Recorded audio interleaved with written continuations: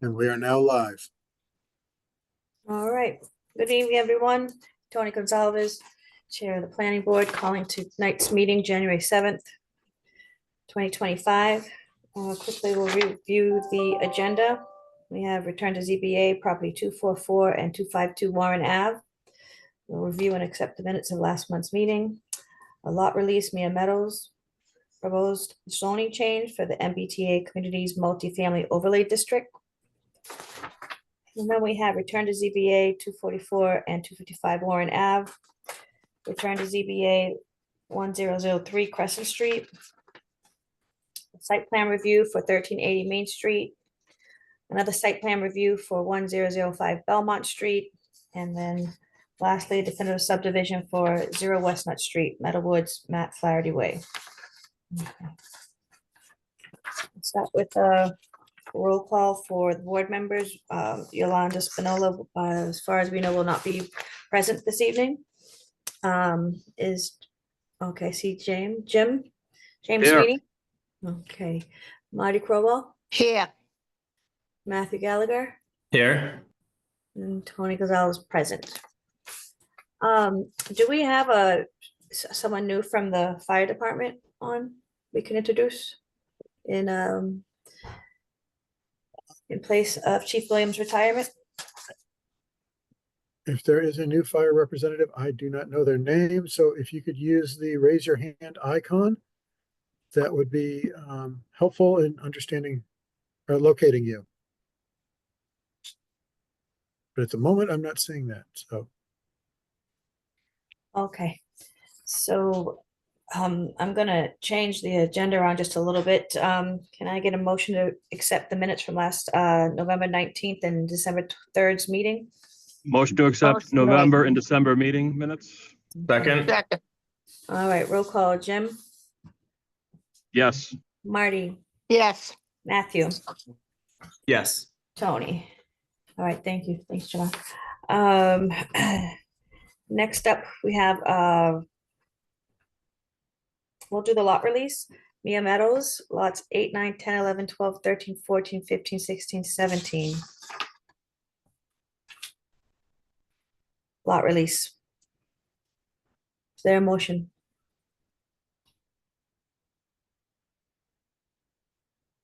Do we need more information on these lot releases? Would that be helpful? Yes. Yeah, that would be helpful. Thank you. Okay. Evan, you want to Sure. take the lead? Yep, this is Mia Meadows. This is the subdivision over on North Quincy Street that was approved back in September, I believe. They've been working hard over there. It's consisted of 2 separate dead-end roads. One of the roads is almost complete now, so they're looking for their first batch of lots to be released so they can continue working. So as the chair said, they're looking to release lots 8 through 17. You guys will still be holding 1 through 7 and lot 18. The work has been inspected by the DPW and everything is in order for these lots to be released. All right, thank you. Is there a motion? Motion to accept. Second. All right, roll call. James, Yes. Marty, Yes. Matthew, Yes. Tony, yes. Okay, and then brings us to the proposed zoning change, the MBTA Communities Multifamily Overlay District. And Mr. May, is this you? yes, it is. Madam Chair. For the board members, we had extended the public hearing another month to this date because you had not received the full text of the proposed overlay ordinance. And that information was sent to you right after the last month's meeting. And hopefully you had a chance to review it.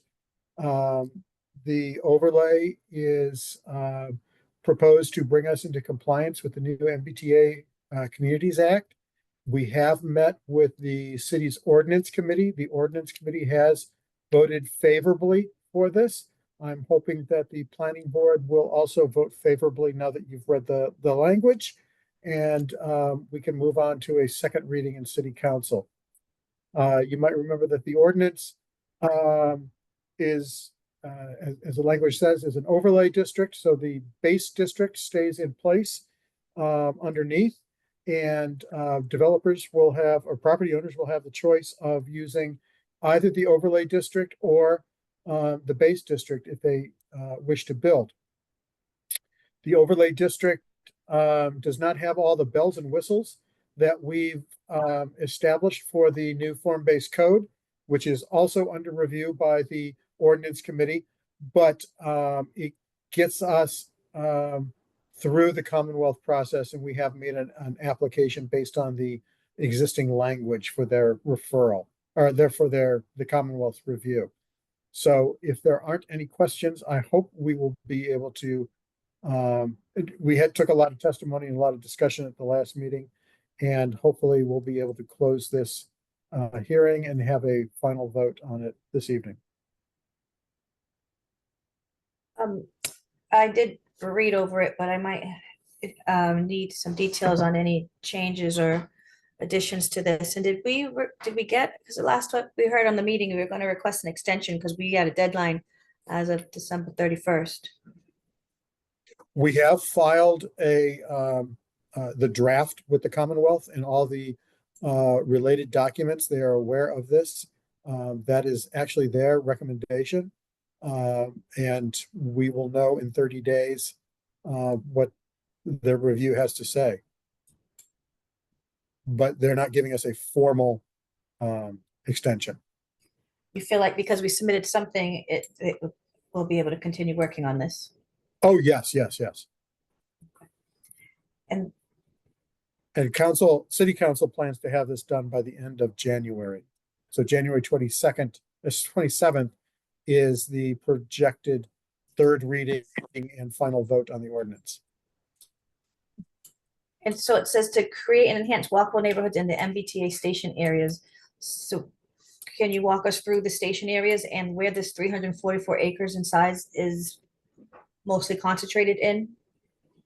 As you saw in the last presentation that we did last, and I'm sorry I don't have it available to me, but this area includes a large area around the downtown transit station, MBTA station, and includes a large portion of land around the Campello MBTA train station. Let me see if I can find a copy of the presentation. I'm sorry, I got disconnected from the server.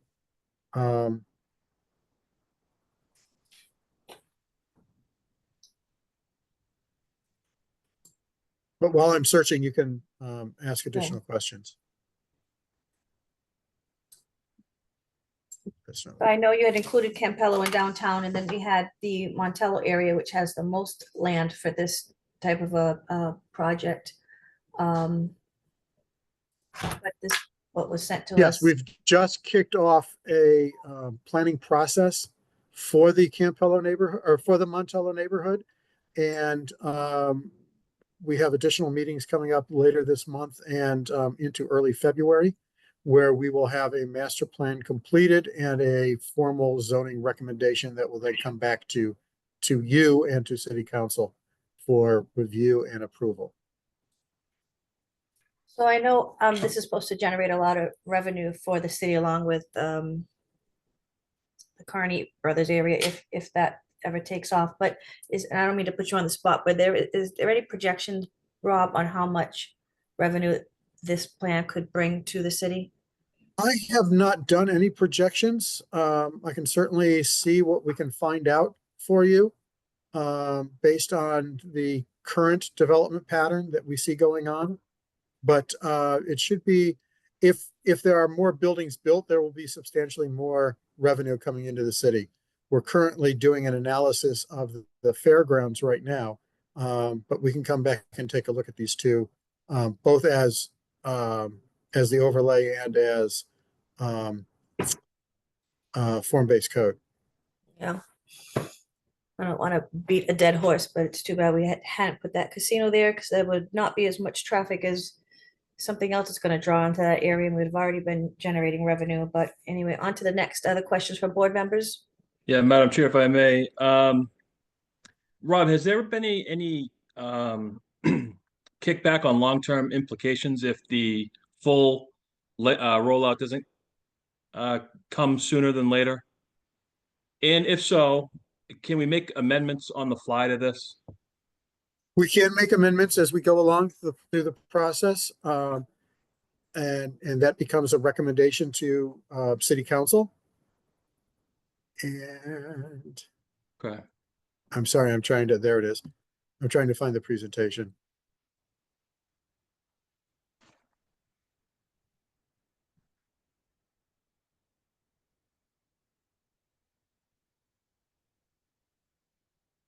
Or the maps. So while he's pulling that up, Jim, when you said the full rollout, you mean including Montello or just the draft that we presented and then being able to Well, finalize? essentially Montello is going to be the same thing. So it's just going to be, however they've mapped it out, it's going to, basically conform to the same form-based, if I'm not mistaken. Rob, am I correct? Yes, it will. So, That's what's being proposed for Montello, yes. so essentially we just add that piece on later. However, if there's any, I'm just wondering, trying to pick Rob's brain, if we come to an instance where a business wants to come in, there really isn't the right zone for it. Can we, is that going to have to go? I don't know. If this is in a longer term use, is this something that's going to have to rifle through zoning, or should we just make an amendment change? As I've had conversations with the current ordinance committee chair, and hopefully the future ordinance committee chair will be assigned shortly. The overlay district is a stopgap measure, and so it's our goal to work with city council to have the form-based code adopted by March or April. We've brought in or bringing in consultants to help them analyze the form-based code. It is pretty technical, and they'll need some additional resources to better understand that. And I found the presentation, or I found the maps, excuse me. So I'm going to share that, hopefully.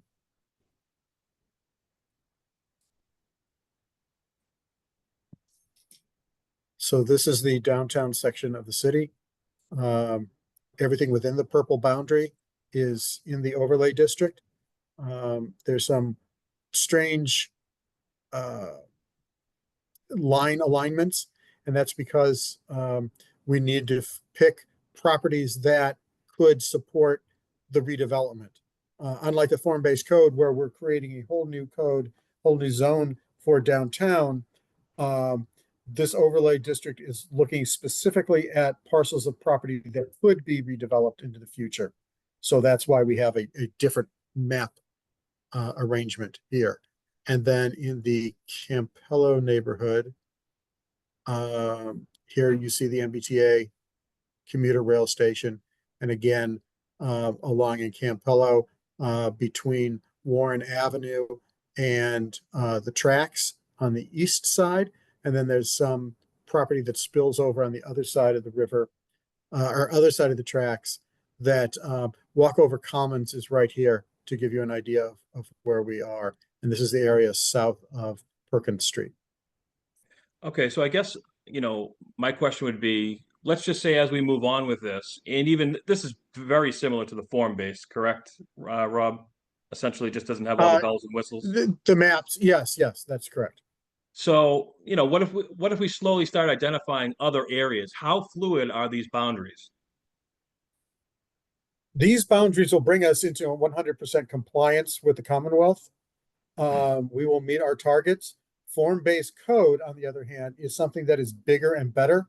And so not only will we have downtown, the downtown Trout Brook and the Campello and the Southern Main Street corridor, we'll also see large chunks of the Montello area rezoned for form-based code, hopefully, and an area that we call Lovett Brook, which is the land around the Good Samaritan Hospital. The form-based code is written in such a way that it can be mapped in multiple areas in the city of Brockton, not just downtown. Okay. But right now we're just talking about the overlay district at this point. So That's would what's in front of you this evening. would any amendments need to see zoning as far as the whole plan, or is that the planning board that would make that change? I'm assuming the planning board? If there's any amendments that the planning board would like to see to the to the overlay district, tonight is the night, the time to make those. Before the city council has its second reading. Well, I've got some suggestions and I don't know how the board feels about it, but at some point I'd like to bring it up, Madam Chair. Please go ahead. So we've got a lot of restaurants on Main Street. Some of them have rooftop signs. I know that's kind of been an issue, but I would like to see for a restaurant only, the ability on Main Street only to have a rooftop sign. And Evan, I hope you're taking notes. Or Isaiah, thank you. You're there. I think it just gives it that classic feel. At one point, it used to be a well-traveled road, and I think it brings a little more life to the street.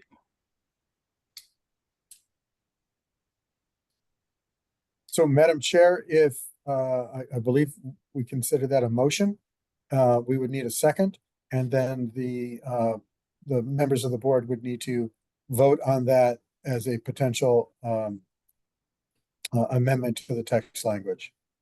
All right, is there a second to the signage for restaurants only on for rooftop? I'd Business. second that, Madam Chair. All right, thank you. Roll call. Thank you, Jim, Marty. Yes. Marty, Yes. Matthew? They're on mute. Yes. Okay. Thank you. Tony, yes, so that's for the signage. So it. Great idea, Jim. Thank you. abs- Yeah, you come up with some good ones, Jim. Appreciate it. Now, you said any additional changes have to be added now, but what about you said that Montello would come in on the spring? Is that noted? in this No, plan? to the overlay district. Before council votes on it. If we would like to put the overlay district onto Montello, that would be a separate ordinance. And we could do that in the future, or we can wait until we map the Montello district for form-based code and come back at that later this spring. Okay.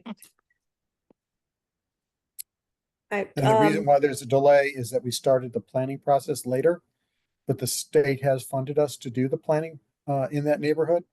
And we're doing a very extensive outreach to the community, have had several public meetings so far, and have gotten some really good community participation, which is what we want, because this master plan and the zoning should reflect what the community wants, and we're getting there rather quickly. okay. Any other questions from the board before we open up to public? Not me. All right, anybody with their hands raised? Madam Chair, we did take public testimony at the last meeting. I don't know if we didn't close the public testimony portion, but if people would like to make public testimony regarding the overlay district, MBTA Communities Overlay District, please use the raise your hand icon, and we will unlock your mic and take comments at that time. Hang on just a second. I'm in the wrong category. There you are. Veronica, your mic should be open now. Thank you, everybody. I'm really assuming that this is just going to go through as a rubber stamp because there's no other option for the city with the time constraint that we're under. I'm glad that we've put forth a request for an extension on the form-based code, because this overlay district, I'm highly concerned. I'm one of the residents inside the overlay district, and I can't figure out from what I read online what this means for my property and what it means for the properties next to me. And it's concerning. You know, I have a long history with you guys, not all good. And it's, you know, maybe you can explain, Rob, you know exactly where my property is. You know, it's inside this overlay district. What does this mean? It means that a property owner who wants to to do multifamily residential development may do that by right. There are guidelines that are set up for setbacks, and I'm trying to open the bill now. I'm sorry.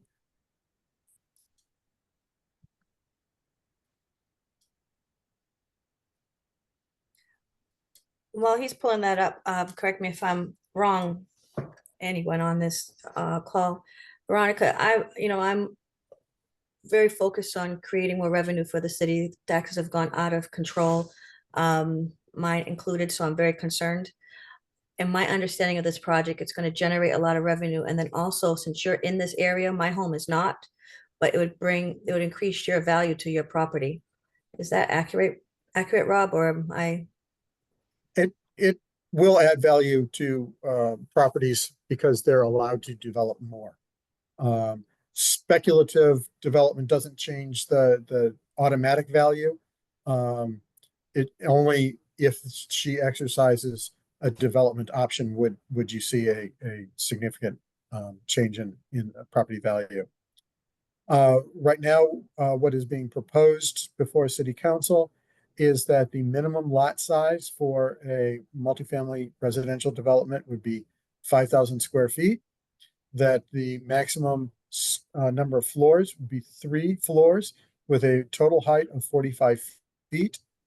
Each lot would have to have a minimum of 25% open space, and the maximum building coverage is 30%. The standard lot frontage is 50 feet, and the minimum setback for a front yard is 20 feet, and side yard is 10 feet on each side. And of course, they do need to So provide parking potentially- within that process.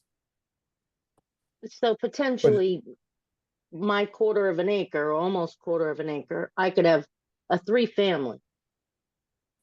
You could do a 3-family. You could probably do more than 3 families.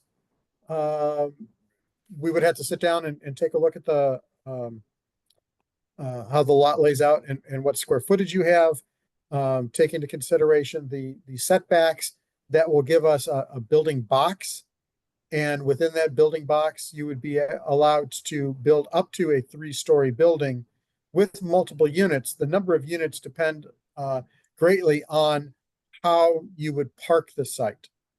So you need 2 parking spaces per apartment. So depending on how many cars and where you park the cars, that really drives the number of how many residential units you can have. But it would be up to a minimum, of 15 units per acre, provided that you can park them. All right. Thank you, Rob. Veronica, are you good?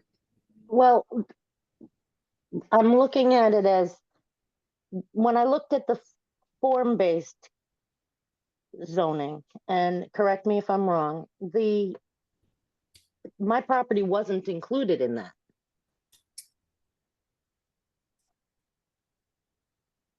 I would have to take a look at the map. And I don't have the form base in front of me right now. So Let me explain why I'm asking. let's Maybe get back that'll to you. help. We'll get back to you Okay. Can I on explain why I the was form-based asking? map. Yes, go ahead, please. Okay, sorry. The reason I'm asking is because, as I said in last month's meeting, everybody that can will jump to hasty construction. And that's what I'm concerned about with this stopgap. And one, you're going to be, as the planning board, you're going to be overwrought with applications for getting multi-units, and I am inundated with people wanting to buy my property sight unseen.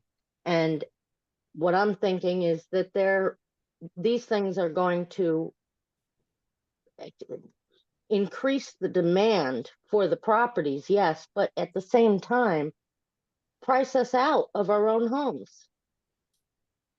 I mean, that's where we're getting. And it's hard to fathom. Yeah, I really want commercial, I want industrial, I want the city to develop tax revenue to support the city so that the residents aren't flipping the bill for everything.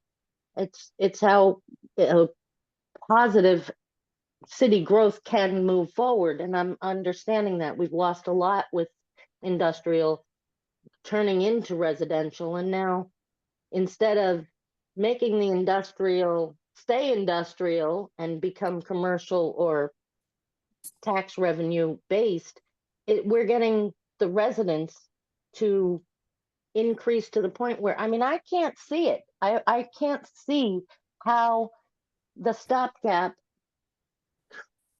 adds to our resources, because it's a temporary thing. If we're going to be doing the form-based coding, which I am totally supportive of, through in March or April, I don't think stopgap is, yeah, I could put, for instance, say that I put up a 6-unit house in the middle of my property in place of what I have here. And my Mhm. neighbors, which are 2 families, or, across the street, it's a little ranch, it's a Campello. They're going to be looking at a monstrosity. I don't want to be looking at a monstrosity, which I already do. I know what it looks like. And I'm afraid that this stopgap just asks for trouble. It doesn't answer any problems. The form-based coding, where there's a lot of give and take, there's a lot of construction ability for the developers, has more responsibility with it and more accountability with it, where this doesn't. And I fear what this is going to do. Honestly, that's my biggest fear. And I hope that the planning board has some more input. I mean, Mr. Sweeney saying that the signs on the rooftops on Main Street, when those rooftops are as big as they can get, I hope we consider that the restaurant's not going to have a rooftop sign that's 75 feet in the air. We got to consider the wind velocity and what else is going on. And if you can't see this rooftop sign from the street, what use is it anyway? So even though I'm Well- not opposed to a rooftop sign, if that roof is 65 feet in the air, you're not seeing it from the street. It just becomes a risk, a wind hazard. So Well, I think- under this ordinance, the tallest a building can be is 45 feet. but if you're driving on Main Street, you're not going to see a sign 45 feet in the air. That's my point. I'm not opposed to a rooftop Okay. sign, as I'm saying, but I'd like you to have more time to contemplate what that would mean and what limits might need to be established on it as well. Well, we do have I a would sign too, but we committee need as to well, come into so, compliance with Right. the city or with the state, yeah. state law. As I said, I think that's what you're going to have to do. And I just hope that we have Sure a thing. lot of opportunity to criticize or critique, not criticize, but critique what you're trying to do, because I know you're trying to do what's right, and I appreciate it. I think, I'm pretty vocal on the fact that I'm working with you. I'm trying to learn, I'm trying to understand, and I'm trying to be Mhm. contributing to what's going on, not inhibiting. So please take that as a Thank you. compliment to my faith in what you can do. And I hope you're given the opportunity to do it. All right. God bless Thank you you. all. Thank Have you, a good Veronica. night. I have Linda, has her hand raised also. And Linda, if we could get your last name also for the record?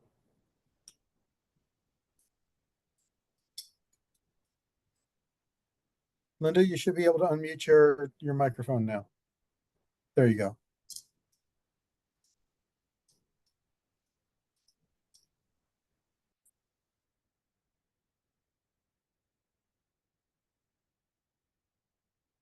Linda going once. And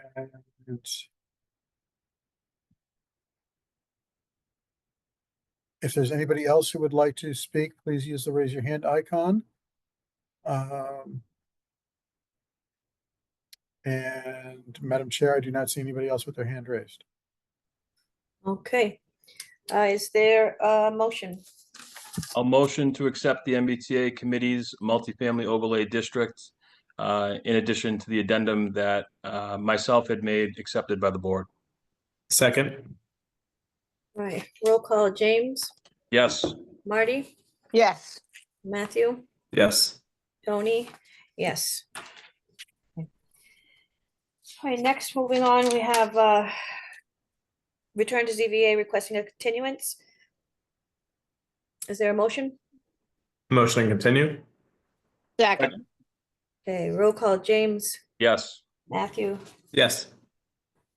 Marty, Yes. Tony, yes. All right, next up, we have return to ZBA 1003 Crescent Street. And we have Scott Faria representing. I'm promoting Scott to panelist now. Oh, he already is.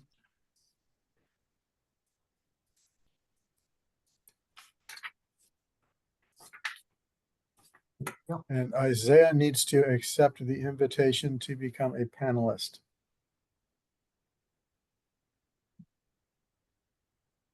All right, Scott, the floor. Oh, I'm sorry, Madam Chair, we're all set. Okay, Scott, Thank you, Madam Chair. Good evening, board members. Hi, Scott. Scott Faria, Holmgren Engineering. I might also have Attorney Nazarella floating around out there. If you could promote him, Isaiah. Just so he can get paid. He doesn't get paid if he's not promoted, so Oh, good Lord. just No, trying to help him out a little bit. let me find him. So while we wait for that, Madam Chair, if I can just get started, the property we have before you is 1003 Crescent Street. We were before you folks back, I believe, in April and May last year for a preliminary subdivision. The property at 1003 Crescent Street has a private street called Butler Street that goes down the property. We originally had a plan that kind of bent Butler Street down a little bit and had a cul-de-sac, and we met with the planning department and they really wanted us to keep our development within the limits of Butler Street. So we came back before you with a preliminary plan that kept the roadway within the 40-foot wide layout of Butler Street, created 5 lots, received your blessing on a preliminary plan, proceeded to go to the Board of Appeals and got denied. The main reason for denial, the fire chiefs had concerns first with no cul-de-sac being proposed on the division, and then also about the narrowness of the roadway only being a 40-foot wide layout and then a 26-foot, I believe, pavement. They weren't happy with either of those items, so that was the main reason for denial. So we went back to the drawing board, came up with a new plan that I have before you tonight that I'll attempt to share if Evan will allow me. And just FYI, I have not been able to see Attorney Nazarella here. you may have fallen asleep, Rob, I don't know. So I think we're all right without him though. So the plan that you see before you was the original plan that you folks gave us a blessing that held the 40-foot layout of Butler Street right across the top. We created 5 lots. The ZBA wasn't happy with it, mainly due to the lack of a cul-de-sac and also the 40-foot layout. We heard what they said and came back with this plan here that now has a 50-foot layout, still encompassing the existing Butler Street layout, but now widens it to a 50-foot and proposes a cul-de-sac. The lots are still substandard. They still have 125 feet of frontage and about 28,000 square feet. So we're hoping that you will see this change as a substantial change that address their reasons for denial and give us permission to give it a shot again at the ZBA, Madam Chair. right, thank you, Scott. Board members, questions? Yeah, I have one. What is the requirement for the street size? I know we increased it to 50%. Yeah, so the roadway layout is, in the subdivision regs requires 50-foot layout. So the requirement is 50? Yeah, It the was 40, requirement is now it's 50. 50. Yeah, which is what we have here. The issue we had previously with you folks back in the early summer was that Butler Street is an existing unconstructed way that's only 40 foot wide. So we're hoping just to keep the layout 40 feet as it was laid out back 100 years ago. So that was the plan that we showed you folks and that we went to the ZBA with. So this one gets us back to a 50-foot layout as required, 34 feet of pavement as required, the 6-foot side, everything is exactly as required under your subdivision rules and regs, just that the lots are short on frontage and area. Mm. And as far as the cul-de-sac, is that up to par as well with the requirements It for is, size? it's a 60-foot radius cul-de-sac, which again is what's required. Okay, I have no other questions. Madam Chair, if I may, Scott, we don't have a fire department representative here today. I don't see the fire hydrants. Could you maybe just point that out, or where is the closest one? Yeah, right here at the end of the cul-de-sac, Mr. Sweeney. Okay, and then beyond that, where's the next one? There's an existing hydrant right across the street. Okay, and what's that distance total? It's 500, right exactly at 500 feet Okay, along the road, right? and I believe, again, I don't work for the fire department, but I believe that's the distance between each one. Certainly, and if need be, we could certainly add another one, if it's brought up at the ZBA, we would certainly be amenable to that. Okay, thank you, sir. All right, any other questions? This is open to public. Yes, ma'am. Anybody who wishes to speak on this proposed return to ZBA, please use the raise your hand icon at the bottom of your screen and we will unlock your microphone. Again, if you hover over the bottom of your screen, the menu will open up and you'll see a raise your hand icon. And Madam Chair, I do not see anyone with their hand up at this time. All right. Is there a motion? Motion to approve. Second? All right, roll call. James, Yes. Matthew, I'm Yes. sorry. I was going to say, return to ZBA, you're going to need all 4 of the voters present. okay. So I have a second from Matthew. Marty, Yes. Tony, yes.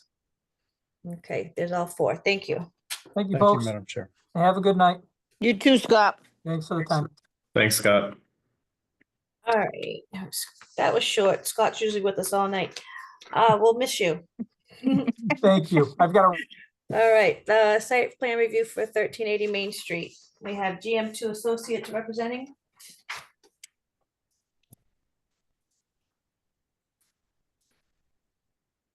GM2, if you would have your party raise your hand so I can move you over.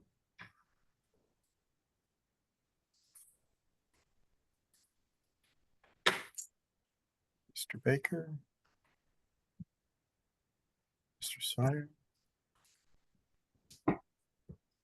Mr. Pluff.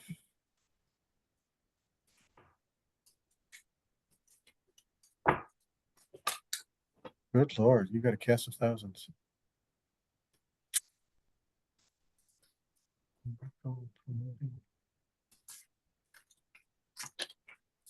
Attorney McCluskey.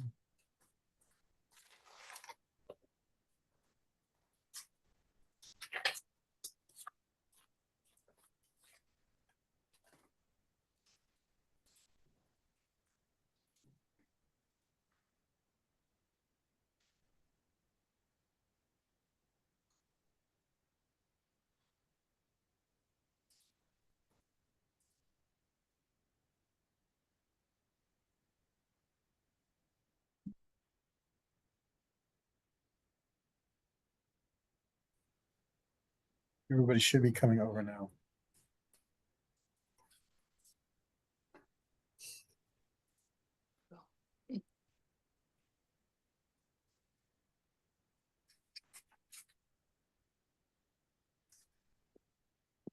Madam Chair, all are in the room now. Okay, so who is presenting this evening?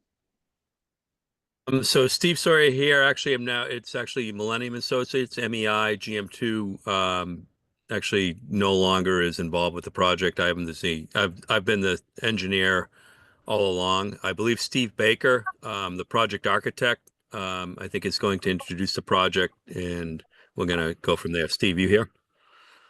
I am, but I believe actually Attorney McCluskey will speak first. Thank you, Okay, Steve. great. You're welcome. You're on mute, Attorney McCluskey. We can't hear you.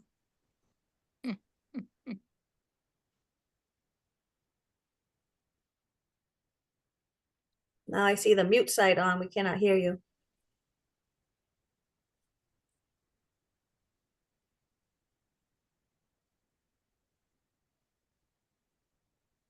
John, oh, there we go.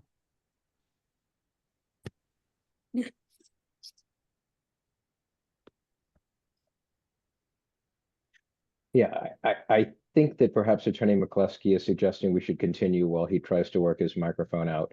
Good evening, everyone, Madam Chair and members of the board. I'm Steve Baker, principal in charge of BWA Architecture in Boston, and we're the architect for the project. I'm joined here by Michelle Auer, who's project architect for BWA Architecture, and you've already heard from Steve Sawyer, formerly of GM2, now Millennium Engineering, civil engineer for the project.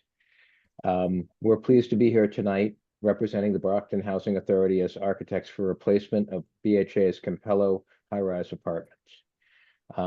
With that, if it's all right, I'd like to share my screen. Please do. Am I on now? You are on, sir. You know, this is funny. This happens to me that sometimes the first time, I guess they just want to see me. You stumble around, but I figured I did everything right. It's usually Scott, so you're lucky. That's why I like live meetings. Coming soon. Shall I begin? Okay. Attorney John McCluskey representing the Brockton Housing Authority. And this is regarding the Campello high rise down on Main Street in Brockton. And we're making a grand effort to redevelop this entire project to build new apartment buildings in lieu of what we have when they're constructed, to tear down the existing ones, have everyone move in and make it a hopefully seamless project. This we're hoping to get this permitted and cited and funded this year. Last year we were before the Board of Appeals that granted a variance in a C2 zone to allow residential use.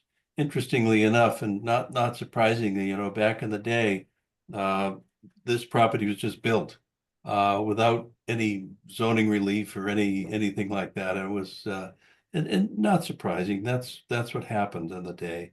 But it's now become unworkable. The buildings are becoming unsafe, and it's just time to redo the whole thing.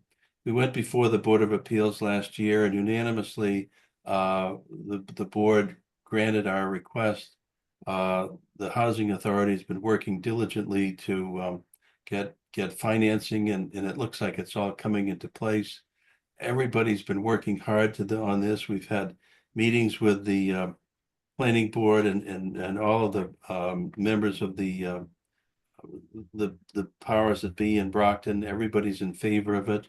I believe Attorney Susan Castro, the counselor, is in favor. She spoke highly of this at our meeting at the Zoning Board of Appeals, and we've gone through the planning board process, and everything is really looking like it's coming together to make this a wonderful project. So at this point, I'd like to turn it over to the real people on the street, who are on the floor, who are making this happen and turning it into a great project.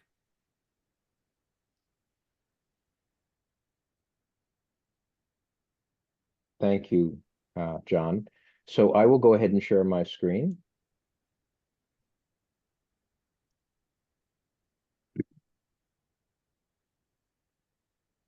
Okay, can you all see it? Yes. Okay, great. So the project before us is the modernization of Campello high-rise apartments. The existing is two 10-story towers, which is affordable senior housing, deeply affordable senior housing, containing 398 apartments. And the proposal is to replace it with three new 6- and 7-story tower or buildings. And they will feature high efficiency systems and sustainable design features and modern amenities. I want to note that this is deeply affordable senior housing and it will be maintained as such. The current residents of Campello Apartments will have priority and the right to move into the new development as it's completed. I won't spend any time on why we're doing this project. I will come back to that if you all have questions, but in the interest of time, I'm just going to move directly into more information about the project. So what you see here is the sort of site locus, the area, the highlighted area in yellow is the site. It's about 6.2 acres. It is bounded by Main Street over here on the left, and it has a very small frontage on Plain Street to the northeast. The abutters are the BAT bus facility to the south. On the opposite side of Main Street is the Trinity Baptist Church and their parking. To the north are some commercial and residential uses, as well as a significant amount of industrial use here, including a property owned by the city and Brockton Housing Authority here. And then to the east is the Salisbury Plain River, and it's heavily wooded, as you can see there. So that's the sort of site context that we're in. I should note the site parcel includes 1362 Main Street, which is the old self-help fuel assistance building. And that parcel was acquired by BHA in order to make this project feasible. There are a lot of lines on this. This is very busy. The only reason I want to show you this is you can see the two existing buildings, A and B. And this blue area here, outlined by this blue dotted line, is the floodplain. So as you can see, the entire building B sits in the floodplain. And this is a significant consideration for us as we moved forward with design, because we may need to make sure that we are fully out of the floodplain. The siting is complicated because by that floodplain, the fact that half the property is in the floodplain, we also need to keep the two buildings in service because BHA has nowhere to put these residents during construction. So we cannot tear down the buildings until we have new construction in place in which to accommodate those residents. And finally, as if that weren't enough, you see this magenta here is an existing storm drain easement, city storm drain easement and outflow to the French Brook over here. And so all of those features presented significant constraints on the design as we moved forward. So moving on, what you have here is the proposal for the new campus. As you can see, it is a total of 3 buildings, building 1, 2, and 3.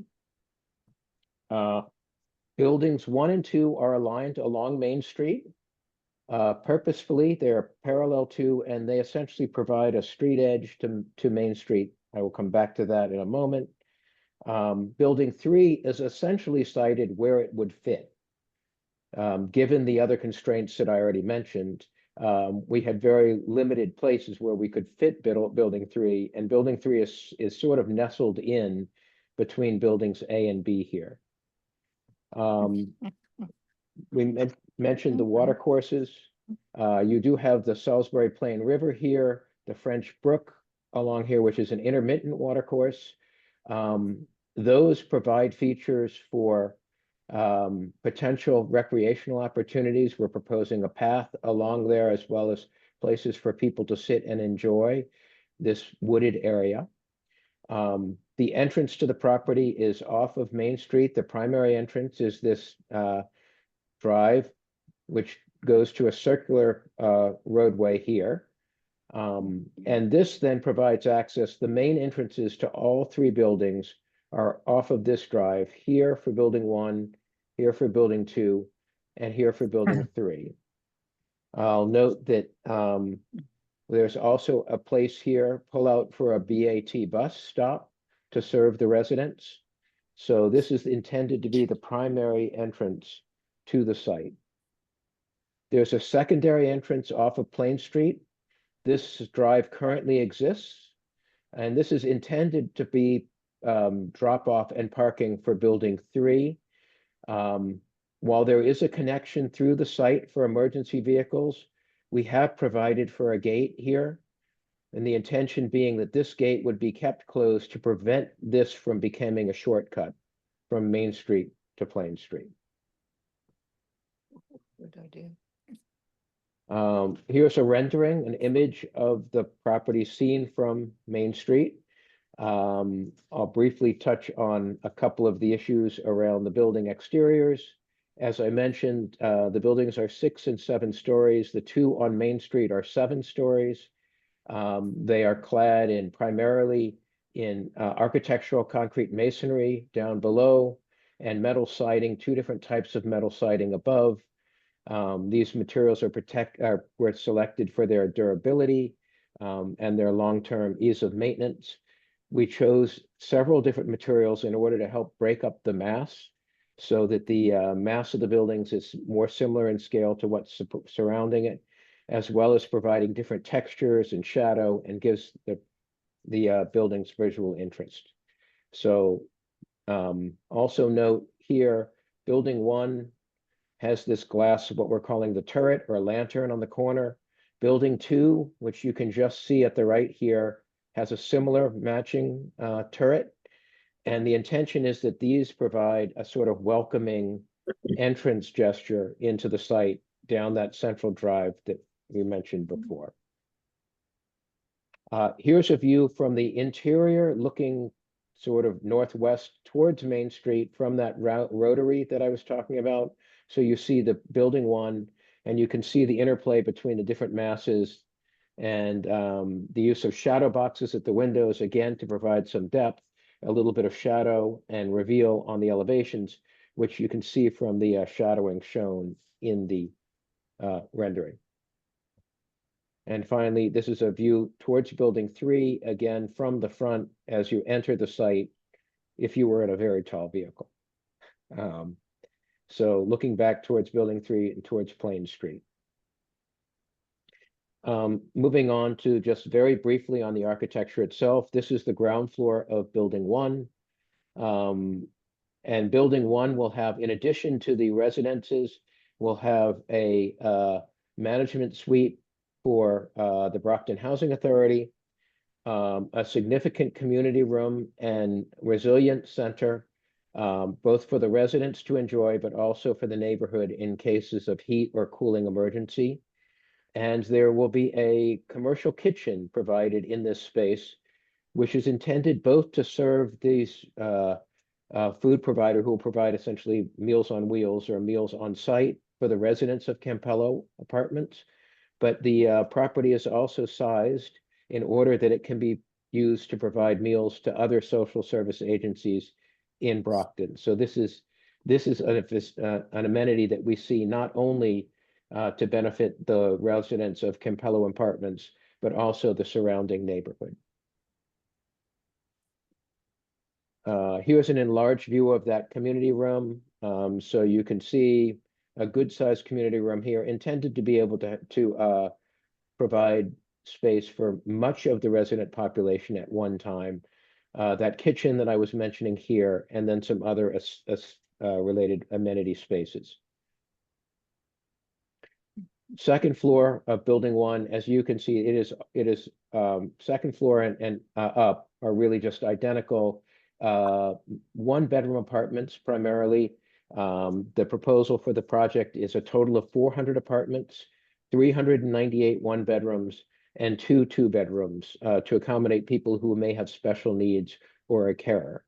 And in addition to, every building has a lounge and elevator and laundry spaces as needed. that's building one. Building two is similar, ground floor, again, some lounge and amenity spaces, and then primarily residential. Building two, upper floor. Building three, similar, primarily residential and some amenity space, and upper floor is all residential. Then finally, just briefly on a typical unit, you have here, this is the typical layout, one-bedroom apartment. These units are all designed to be, all of the units on the property are either fully accessible or adaptable for people with accessibility issues. So this is what we would call an adaptable apartment. And so it can accommodate somebody in a wheelchair with relatively minor changes. So you have a kitchen here open to the living dining with an eat-in tuck under counter. So that kind of helps maximize this living space in the living room. Generous bedroom will allow for full-size furniture, which the existing Campello does not because the units are too small. And then a bathroom that is large enough to accommodate a wheelchair. So in terms of accessibility features, as I mentioned, all of the units have some accessibility features. 20 of the apartments will be fully accessible from day one. All of the common elements are accessible to people with mobility limitations. Mention one other thing, highly efficient buildings.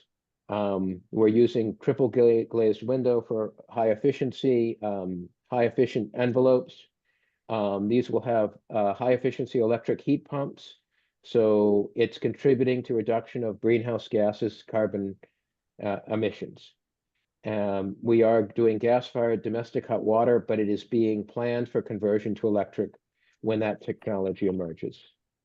So in summary, we're taking what we think is currently a liability for BHA, which is to say Campello buildings are in disrepair, as Attorney McCluskey mentioned, are in very poor condition and cannot be maintained because they're in a floodplain.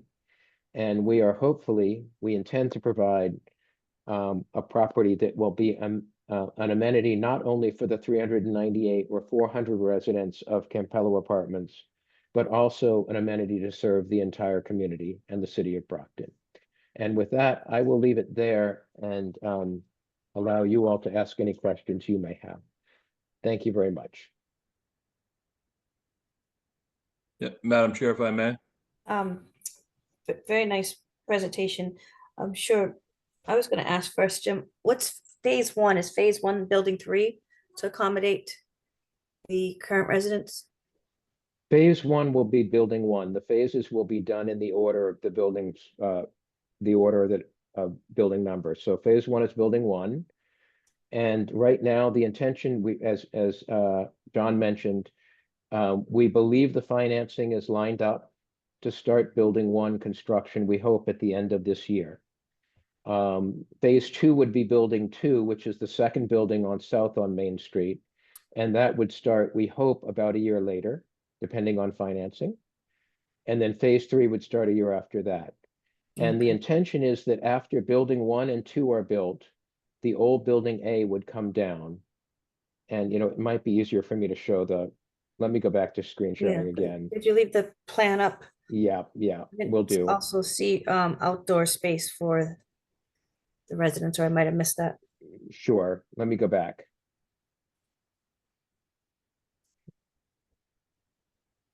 Am I not going back? There we go.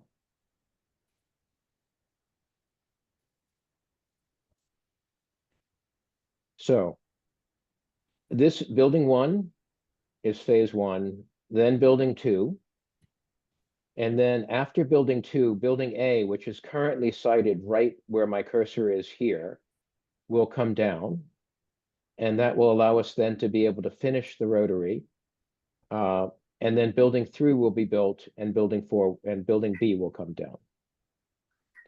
Does that address your question, Madam Chair? Yeah, yes, it does. And what area do you have for, there's like park benches or anything like that? So we have, every building has some space for the residents of that building. There's a small, for building one, there's what we intend to be, think will be primarily for smoking, but can be used by anybody here. We also have a community terrace off of the community room, which will be used here.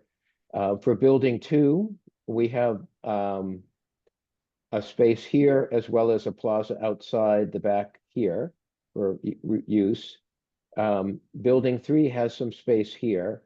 And then, as I briefly mentioned, there is this walkway path along the river. And there is an area with benches here as well as benches along the river here and some other space further up here. So there's sort of small gathering areas and places for recreation scattered around the site. And when you started, thank you, when you started your presentation, you mentioned something about getting out of the water flood zone, or you hope to. Yes. What? Yeah. I'm that's sorry. Go plan- ahead. That's plan A, but what's, if you can't, what's, and when will you determine that, and what's the plan? So the Steve, I don't, the- yeah, oh, I don't know go if I ahead. should introduce. Yeah, so, Sure, Steve. yeah, so as part of the plan is, I don't know if I actually have a graphic up that kind of clearly shows it. I don't know if I can share for a minute. Is it hard to, let's see.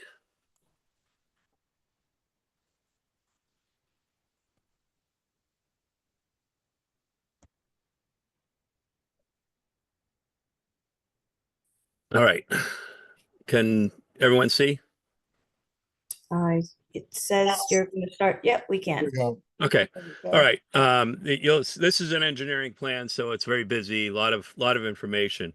So this heavy dashed blue line, as you can see as I'm tracing, was the original floodplain. And here's building 3. And what we've done is we filled around building 3. And if you see this solid blue line, that's the new floodplain elevation that wraps around building 3. So what we're allowed to do, which we've actually already done and permitted through conservation, the work, any work in the floodplain is regulated by the Conservation Commission. And we're in they call it an AE zone. And you're allowed to fill as long as you provide compensation area. And what we've done is we basically moved the flood line on this property in order to bring this lower building 3 out of the floodplain.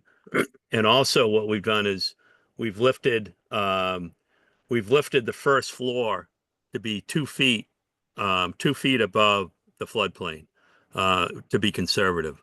So this has already been well thought out, engineered, the grading taken in consideration, and along with the stormwater. So this was all, I think, one item is this has been submitted to the Conservation Commission, and as part of the Conservation Commission review, they send this engineering plan out along with my stormwater calculations to a peer reviewer.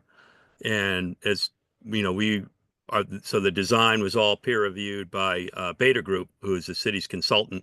And we basically are, until they could approve it, we need a clean review letter that they concur with my calculations and design. So that, this has been contemplated and designed with extensive earthwork calcs and such. So I've been working with Steve and his team to make sure that the building is compliant. And you wouldn't be able to pull a building permit for building 3 unless it was designed properly and out of the floodplain.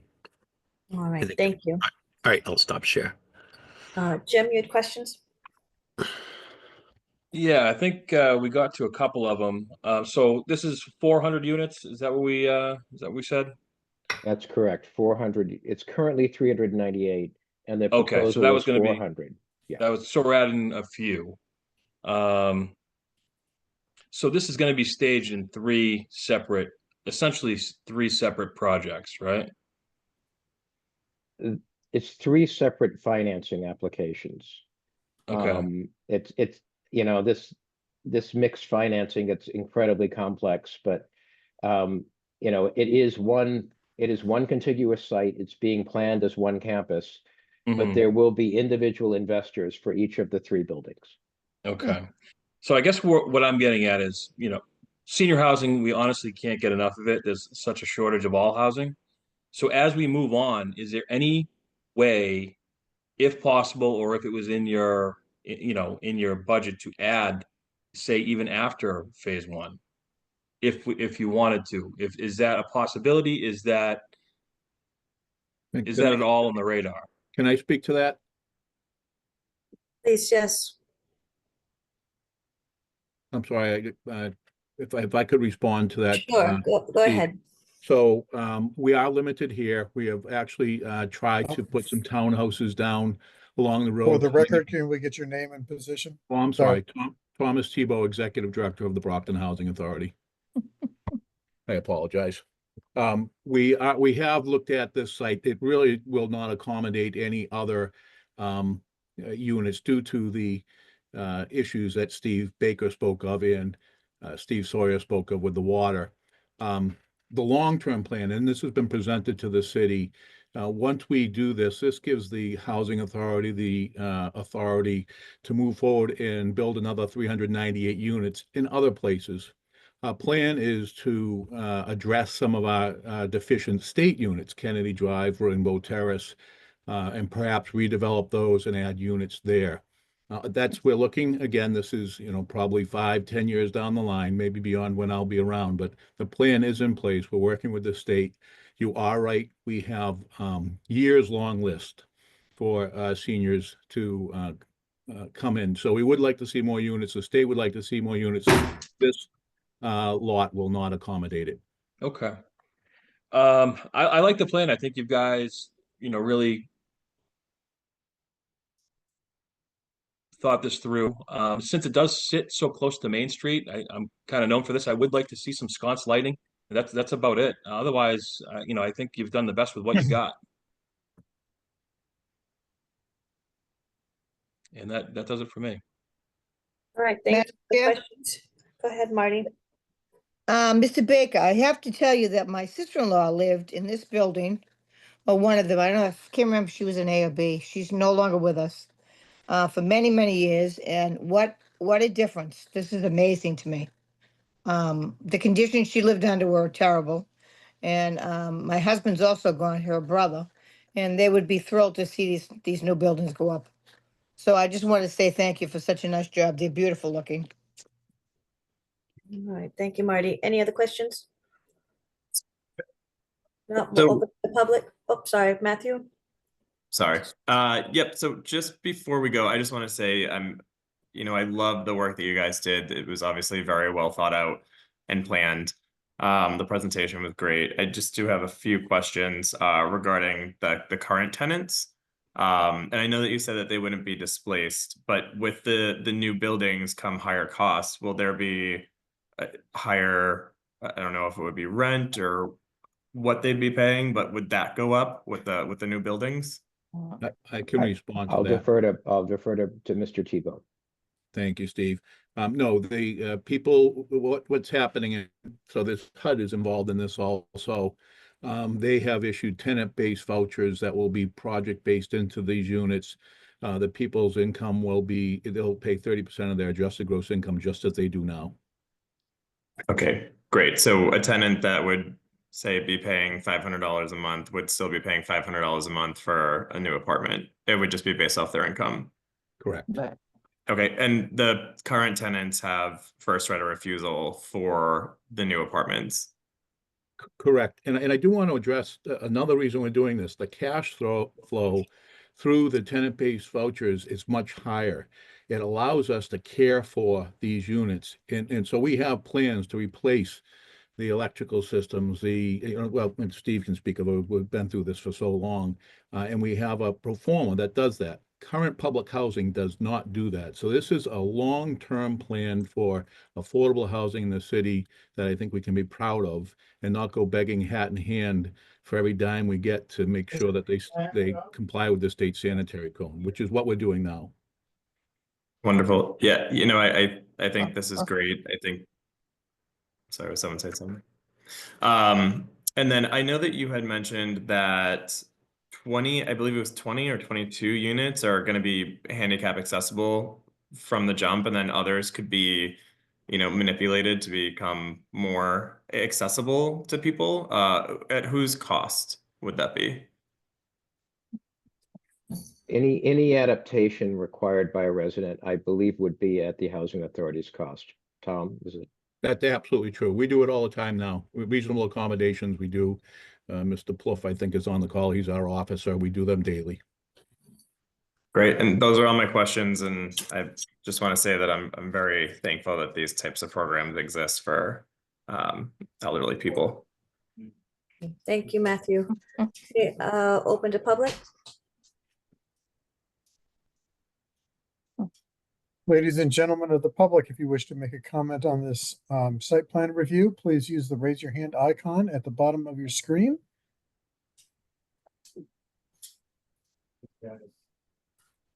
And Madam Chair, at this time, I do not see a raised hand. I do have to say for the record that we have the city, the Department of Planning and Economic Development has been working with the Brockton Housing Authority for several months on this project and are very excited to see it get to this stage. And congratulations on your first round of financing. And we look forward to number 2 and number 3. All right, thank you. Is there a motion? Not yet. Motion to approve. Hang on just a we do have second, Councilor on. Nicastro would like to speak. Thank you. Let me interrupt your motion for a moment, Mr. Gallagher. This is Susan Nicastro, Ward 4 Counselor. I represent 1380 Main Street and all of the residents who live there. That's actually where Ward 4D votes when we have elections in the city. And I just want to say how fervently I support this. And I'd so like you all to support it as well. I go there and the buildings are just, they're past their prime and then some, and I'm being kind.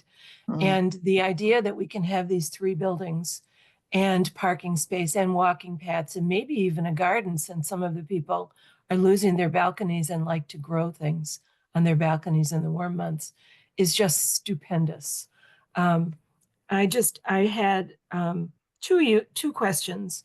I'd like to know the number of elevators per building, and I'd like to know how, if any, how is the size of the units changing from the existing buildings to the new buildings?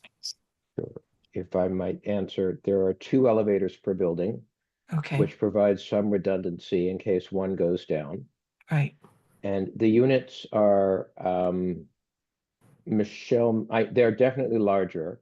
I believe they're about 5%, 5 to 10% larger. Michelle, No, do you no. know? Steve, 25% larger. Oh, 25%. I'm sorry. Forgive me, senior moment. So they are significantly larger. As I mentioned in my presentation, the existing units really will not accommodate, the bedrooms don't accommodate a full-size bed. Right. And as I showed you in the unit plan, we can do that now. We also have space. There's space for a wheelchair turnaround in the bathroom and in the kitchen. So even in the units that aren't start as accessible, that's why they can be adapted. So the units are larger. And That's terrific. If I could address the elevator issue, so it's 50% Sure. more elevators. All of the elevators are full size, which the fire department would appreciate, emergency personnel, because right now, one of the elevators is I'll call it a half elevator. It does not accept a gurney. So it's a significant, why anybody designed the last one that way, I don't know, but it's a significant benefit to everybody, the first responders and the residents who are being responded to during emergencies. Global warming has had an impact on the Salisbury Plain River, and that is what has changed the floodplain. And there's been terrible flooding there. You don't need to hear about it, but the first floor of Building B has been impacted. I think some of the electrical was impacted at times. We've been very fortunate that the buildings are still hanging in there. And so I'd be so grateful if you would support this. Thank you for the opportunity to speak. All right, thank you. We're starting with the motion. I will restart my motion to approve with standard conditions. In addition to the following condition, the project must pass through site plan review prior to beginning both phases 2 and 3. On the motion, can we add the sconce lighting to the front of the building? Yes, also with sconce lighting in the front of the Second. building. Okay, roll call, James, Yes. Matthew, Yes. Marty, Yes. Tony, yes. All right, thank you. Thank you. Thank you so much. Thank you. Thank you all. Thanks, everyone. Thank you Wonderful all. job. Next up, we have another site plan review for 1005 Belmont Street, Joyce Consulting Group. Who's representing for Joyce Consulting Group?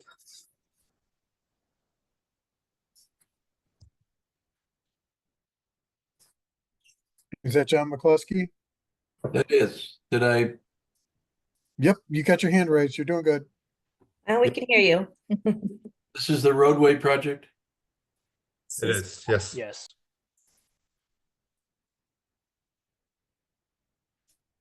You ready for me? We're ready. Okay, thank you very much. This is the project for the old Carlton House, presently owned by Father Bills. And we've have a strong history at this property. We have presently 69 units of single person apartments for permanent housing for the homeless. My office happens to be right down the street at 1325 Belmont Street. I go by this property day in and day out, and I've seen how this has been developed. And what we're looking for tonight is for the approval of an additional building for 29 single units. We have this is allowed under the so-called Dover Amendment, and it's been well received as a not a resident of this neighborhood, but as an occupant or a user of this neighborhood. I see this as a great use for this property. We have an agreement with the building department. We've gone through the vetting of the required parking requirements for properties such as this. And we're in full agreement that there'll be 100 spaces. There's 100 units, or there will be 98 units actually, but there'll be 100 parking spaces. We've done a tremendous amount of improvements to this property, and I think really doing a good thing for the community. As you drive by the property, you just, you know, it's funny, as a hotel, or cars coming in and out, it's a difficult location on Belmont Street. Cars are always moving fast, but our parking capacity is 100, or will be 100. And I think there's probably on a daily basis about 10 to 15 vehicles there a day, including the employees of the roadway project. There's educational facilities there. There's probably a history of about 10% of the occupants driving. For a variety of reasons, they don't drive and they don't have cars. So I look at this as a great assistance to the city of Brockton and for the homeless society. Great use of this property, great locations near public transportation. And at this point, I'd like to turn it over to the experts who are proposing to build and run and operate this facility. Hello, my name's Michael Joyce with Joyce Consulting Group. Before I get started, I just noticed that Emily Rothschild is also in the lobby. She's part of the project team as well. But let me share my screen and we'll get going on the presentation.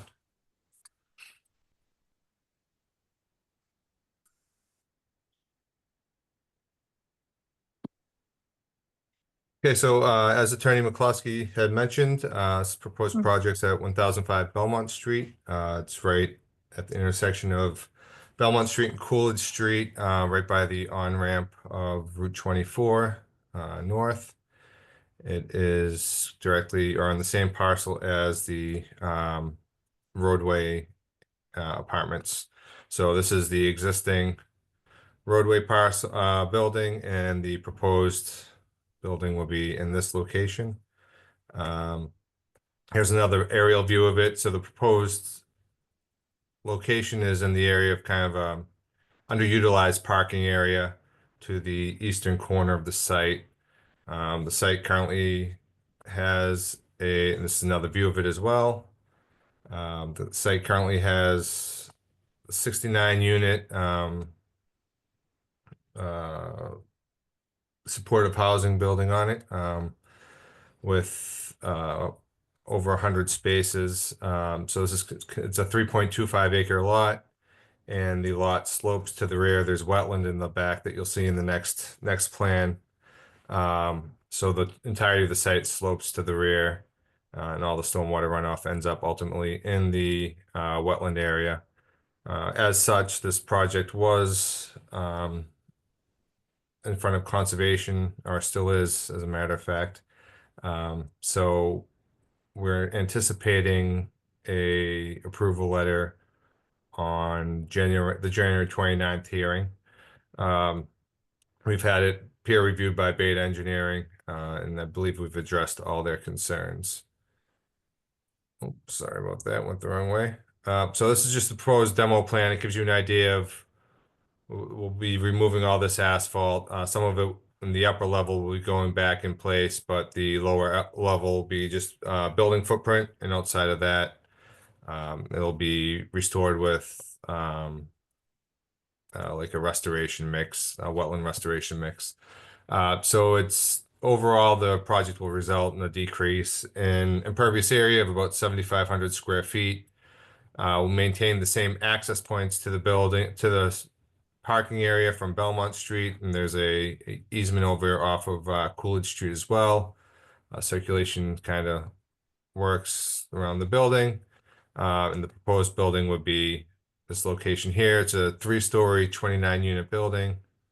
Originally, when we first submitted this to technical review back in May, it was a 31-unit building. It was a little bit closer to the wetland area.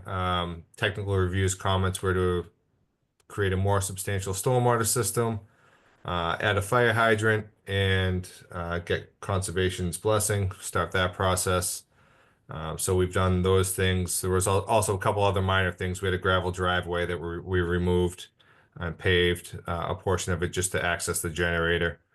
So those were the main things that we heard from feedback from technical review.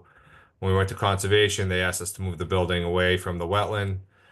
In doing so, we decreased that footprint. Originally, there was some office space on the first floor of this building. It was replaced with units.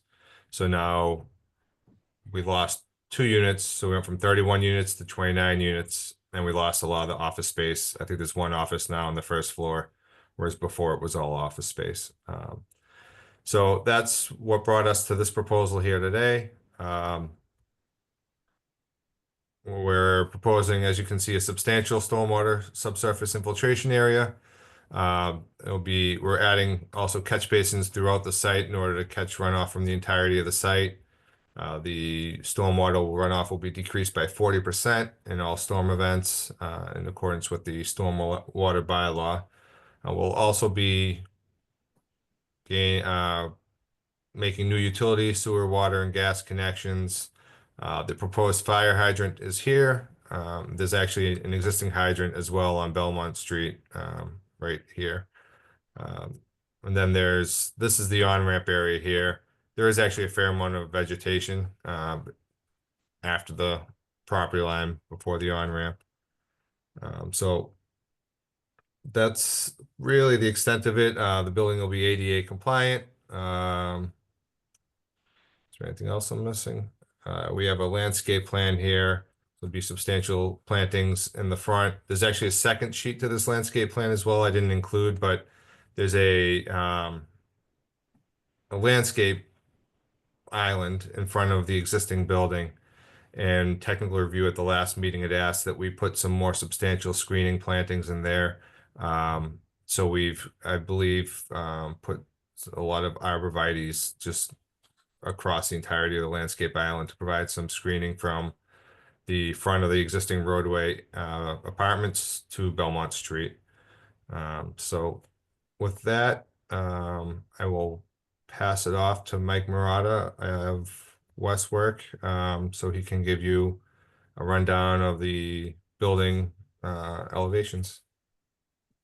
Hey everyone, I'm Mike Murata from Westwork Architects.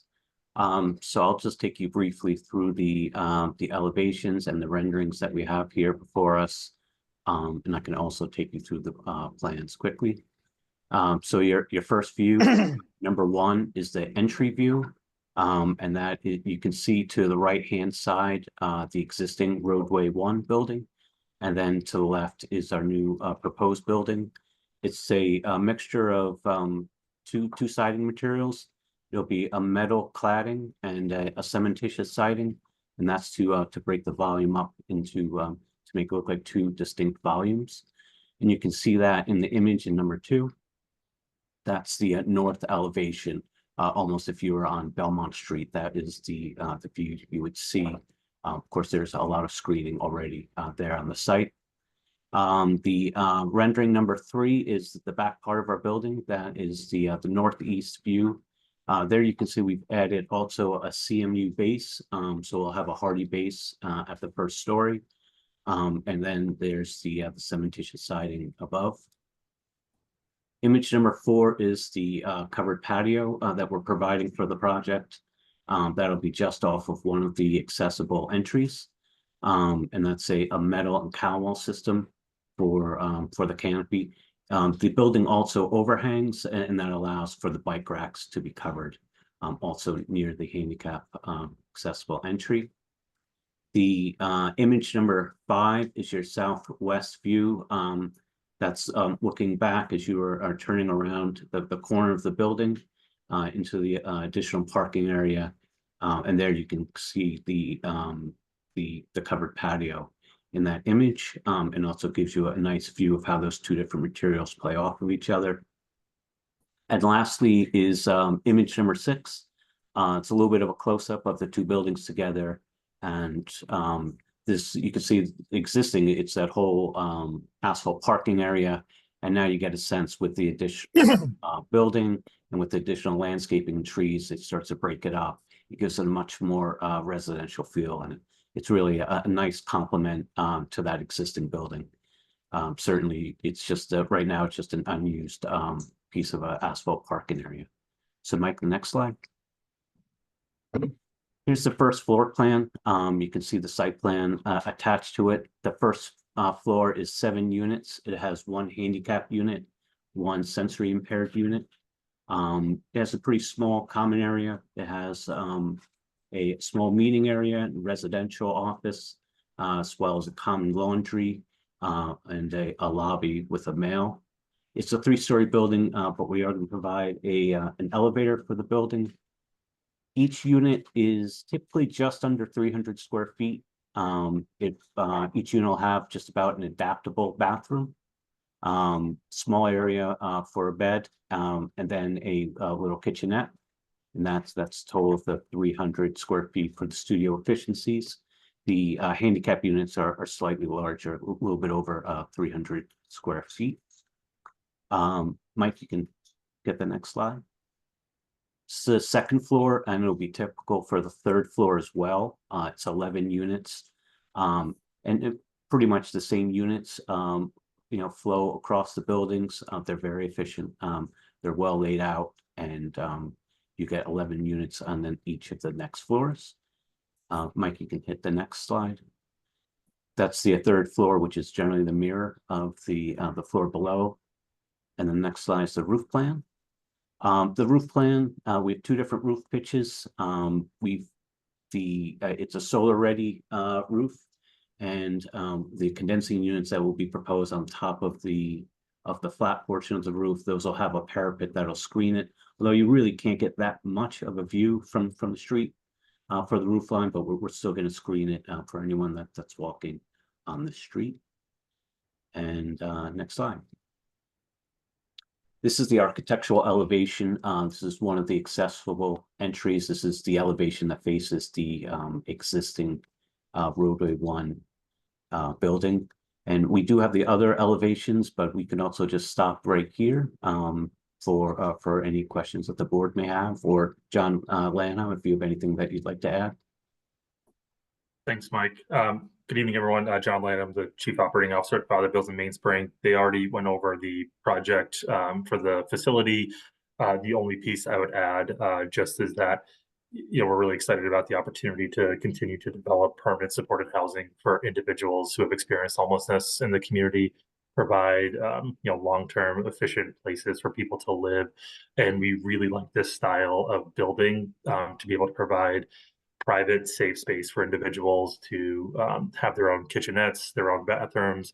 It's not a rooming house, it's not a shared living facility, but really is, their own apartment that they can, move forward with their life. So as Mike had mentioned, there will be case management that's available for the participants in the building. With the office space on site, we will also have 24/7 operational staff on site to support the guests or the tenants with whatever they need for the stabilization in their units.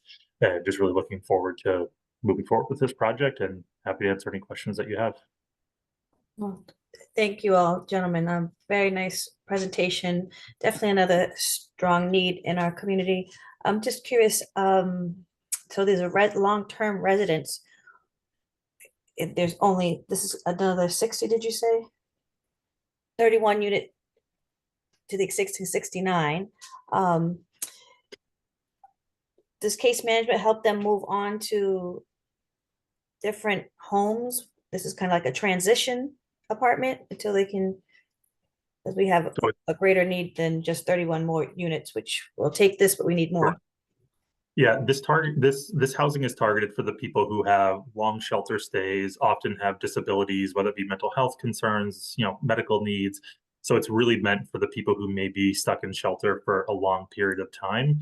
But the case managers absolutely work with people on housing plans for after this location. We just don't put a specific timeline to say you have 2 years or you have, this like specific transitional timeline. But part of the housing plan for every individual in our housing is to look at what is the next appropriate housing opportunity for you. Some of the people that are in our housing are there for 20 years. Others move on very quickly to their own fair market rent or their own other subsidized units kind of as they're able to. And so when you say subsidized for this type of level of living, who actually pays for this? So it will be, so we get the funding either through HUD or through MRVPs for subsidized housing for those units. We have our state application in now, so we'll be working with the state on what funding sources will help support the units there, but the individuals who are coming into these units will pay 30% of their income towards rent. Okay. All right, very good. Excellent. Thank you. Questions from the board? Yeah, Madam Chair, if I could. So I guess collectively in Brockton, how many total units once the Main Street building closes will there be from Father Bill's? Good question. So I think as an agency, currently we have 700 permanent supported housing units, but that's covering Norfolk and Plymouth County. I would say in Brockton, we are probably, for permanent housing units, right around 200, I believe. Okay. And you just mentioned the area that you cover. So is that average out more or less than other areas that you're servicing? So our kind of main hubs of activity tends to be Brockton, Quincy, Weymouth, Plymouth.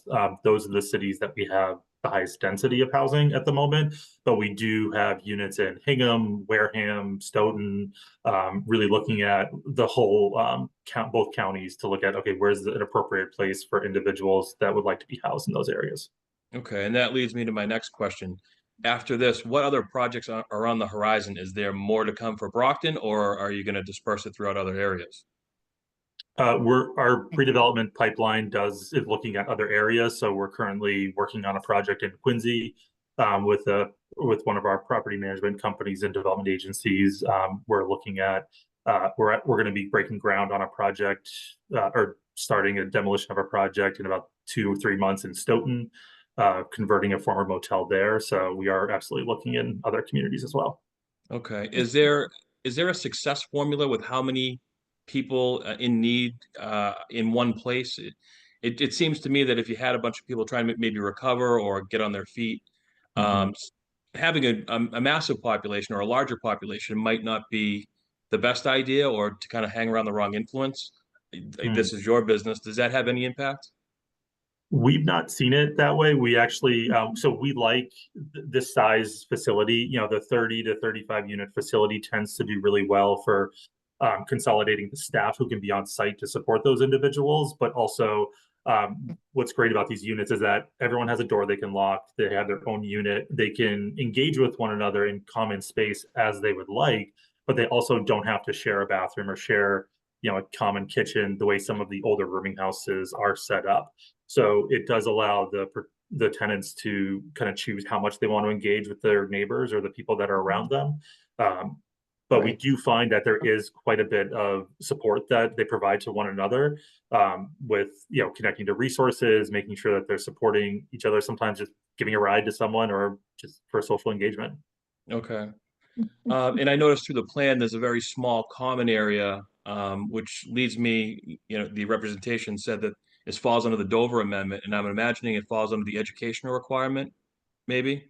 So what is the educational requirement with very little recreation space or common space? Or what, you know, what are we doing there in terms of education? Maybe I can jump in on that.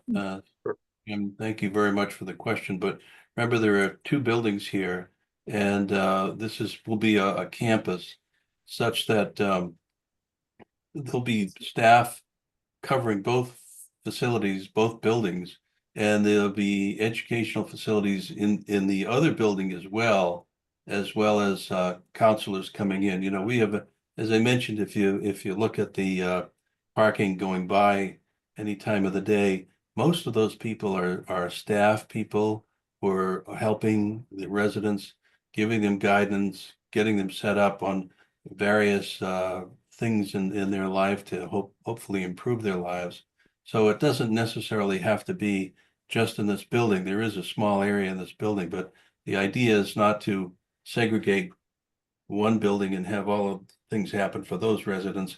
It's a community, so that it's all happening on campus, and we've got a lot of space for that, and a lot of on-hands people on the property doing those good things. Yeah, the only other piece I would just add to that is I think when we talk about case management, for us, it's really looking at what are those skills for independent living that need to be, you know, help that person identify. And for some people that might be cooking classes, you know, or cooking, like how do you, if you've been in a shelter for many years, you know, and you now have your own kitchenette to cook in, okay, let's talk about nutrition. Let's talk about how to, you know, budget your money to buy the appropriate food as needed. There might be people that need help with just self-advocacy, getting the right connection to medical resources, getting set up with the right employment services. So for us, we very much look at what does that individual need for their stabilization, to ensure that they can remain safely in this unit and then hopefully move on to, you know, other housing in the future. Okay, and how many units are currently there in that first building? 69. 69. So you just said the sweet spot was about 35 that you like to service. Is this going to be stressing the resources that are currently there? No. And remember, Jim, I mentioned the Dover Amendment, and that's a statewide statutory item under Chapter 48, Section 3. And Brockton also has its own own ordinance that speaks to this exact type of living. We've had meetings with the Brockton Building Department just to go over everything that we're doing, and they're fully satisfied that what we're doing here is in compliance not only with Chapter 48, Section 3, but I believe it's 20. It's either 20. I don't have it in front of me. It's 2729, or I believe it's 2723. The Brockton ordinance, which is almost identical to the Dover Amendment. Well, I ask these questions because we want people to succeed. Obviously, we want your plan to work. So, it's reasonable to ask, is this going to be effective? And is it going to be stressing, the seams? So that's why I ask. Oh, I appreciate the question. Nobody faults you for that. That's a greght question. And as I say, I work in this community and I work right down the street from this place. And I've been helping Father Bills for many years, and I honestly think that this is going to be a great thing for the homeless community in the city of Brockton, and a very low impact on the community. Right, I agree. Are there questions from other board members? No. All right, is this open to public? Yes, the site plan review is open to the public, and I believe Councilor Griffin is in the room also. Would you like to speak now or wait and see if others would like to speak? I'd be glad to speak right now, Mr. May. Good evening, board members. Thank you, sir. I am not in favor of this project going forward at this time. I've received a lot of calls from residents, business owners in that area who have a lot of trepidations, not only with this project, but the shelter that's going to be opening up approximately a quarter mile down the road.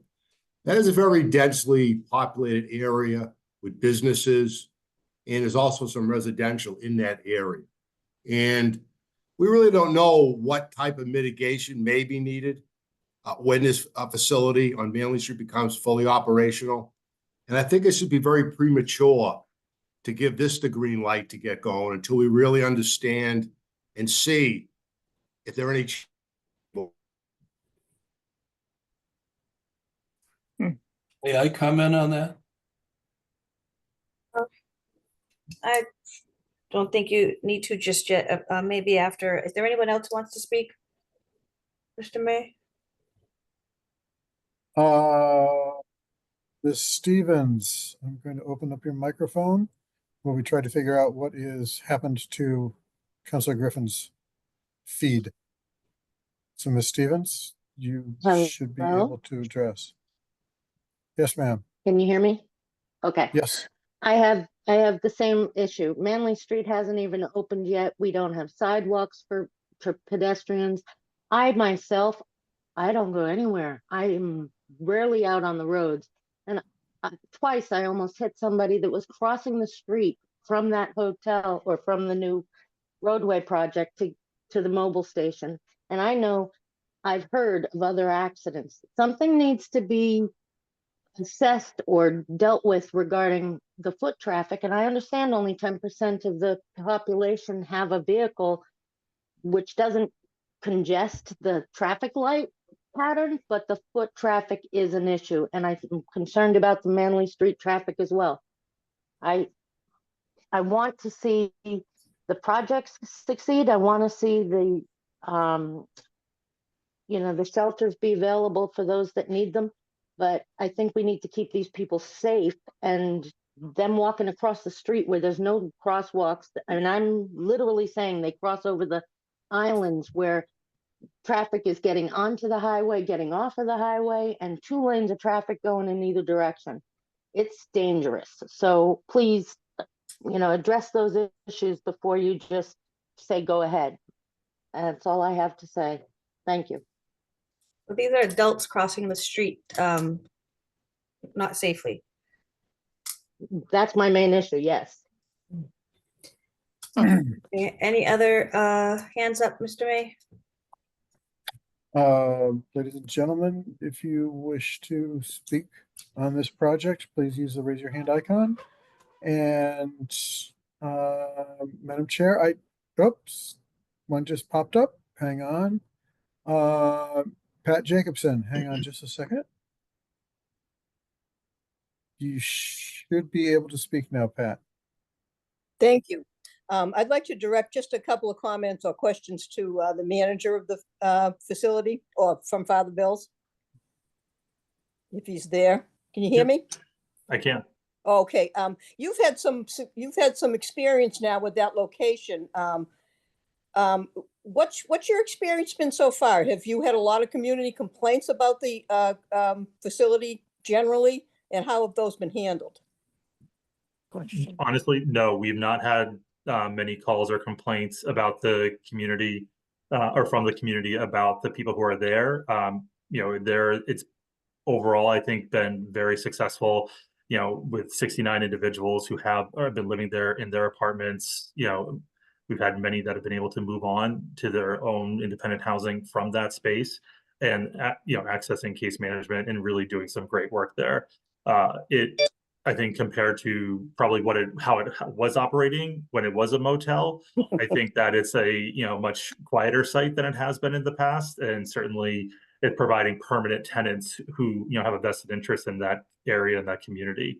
You know, I think we have staff who are on site 24/7 in that building, and we do take, you know, concerns seriously. So, you know, if we get a call that there's a, you know, a shopping cart that's left out front, or, you know, maybe too much congregation, like, we do talk to the tenants about that. We do want to make sure that the building presents well for the neighborhood, you know, fits the mold of what, you know, Brockton would like to see in that area. That's why we do try to spend, you know, additional time on landscaping plans and the, you know, exterior of the space, because we really want it to be a, you know, welcoming, nice space for both our tenants and for the neighborhood. And you have, obviously, you've mentioned several times, you have 24/7 staffing. I'm assuming if there's a community issue that they'd be readily available to talk to people in the community if some problems do arise, which they can, obviously. Sure. We have staff, you know, on site in the lobby that, you know, you could certainly speak to if there's concerns, but we also, our administrative office is right down the street on Belmont, on 430 Belmont Street, which, you know, we're happy to talk to people there if it's more business related that we could, you know, address from the administrative team. And just one final question. When do you anticipate that the shelter will be opening on Manley Street? We're currently looking at a springtime opening at the moment. We are working on that. The project is getting very close to opening now. We are waiting on some switch gear to come in that has delayed the project slightly, but we are hoping for a spring opening. So it seems like then these two projects are going to kind of come one after the other, not at the same time, essentially. Correct. Okay. All right. Those are my questions. Thanks so much. Thank you.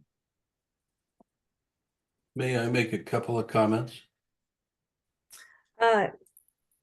Sure. Just let me add, because I live at this area, and so I'm at that light often.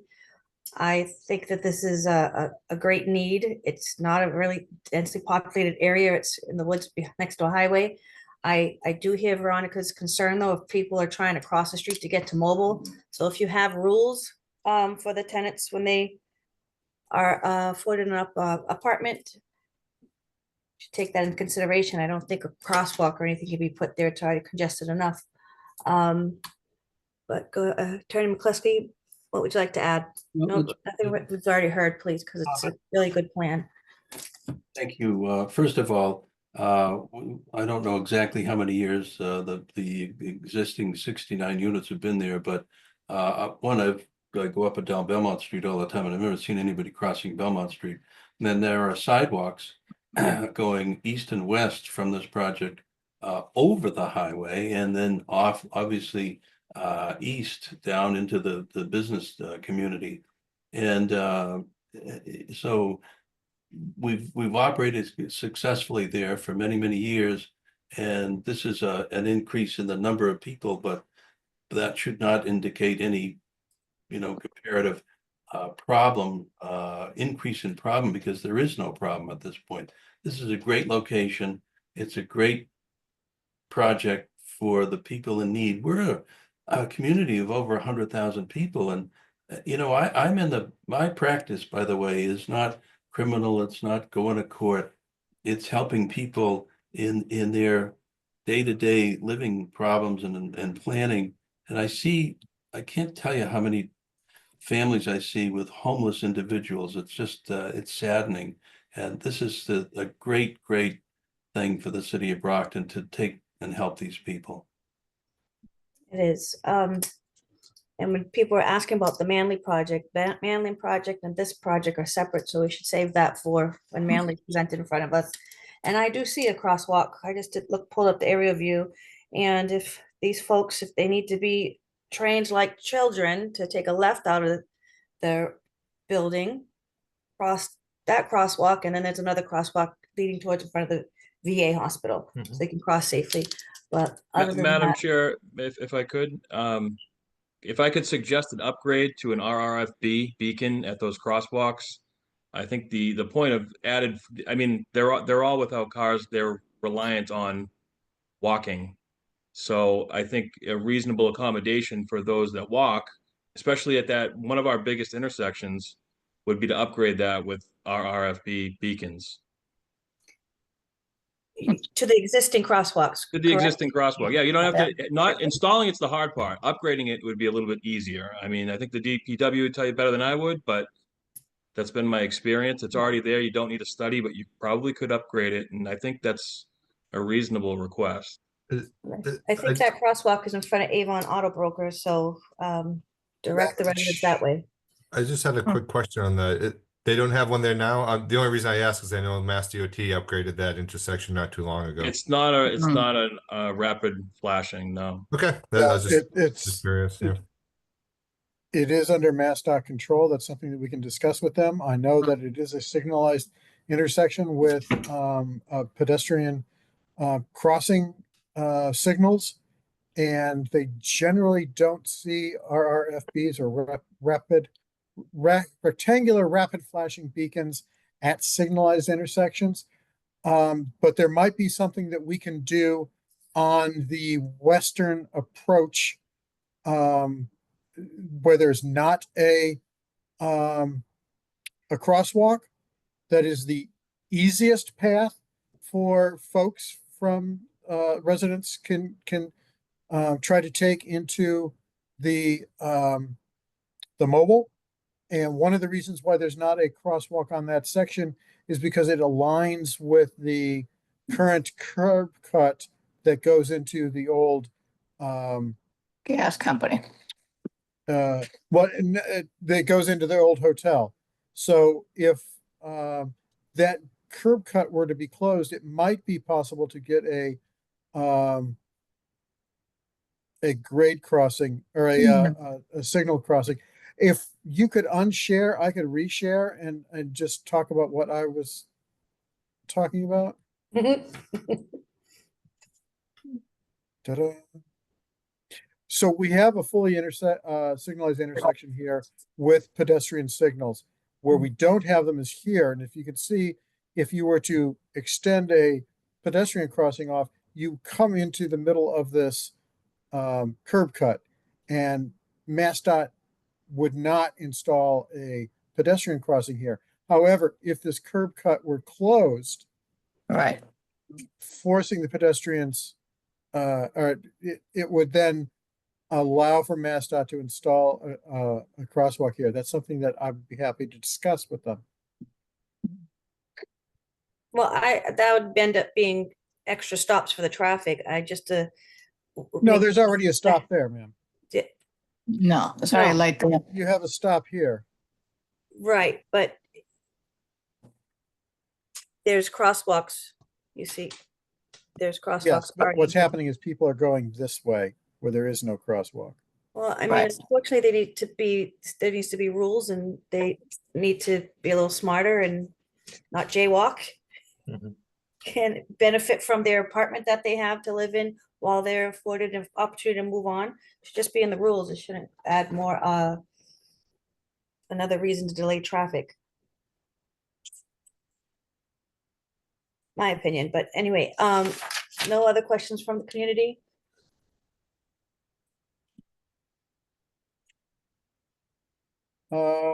Madam Chair, I don't see any other hands raised at this time. All right, is there a motion? Madam Chair, I'd like to make a comment if I could. We've had a lot of angst around the homeless population in Brockton. The city council voted, the mayor vetoed. We have got to have more facilities for people to transition them from the streets to a real home. So, and I have seen, and I live in that area too, I've seen no problems with the building as it is. It was a rundown hotel before that. And, Rob, you're right about that curb cut. There's like an extra curb cut there that's kind Yeah. of dangerous, to be honest with you. But I'm in total favor of this. It looks like a beautiful facility. I do have one question though. The building looks a lot taller than the original one, but it's gonna be, is it gonna be at an angle that it won't look odd? I was trying to tell from the map.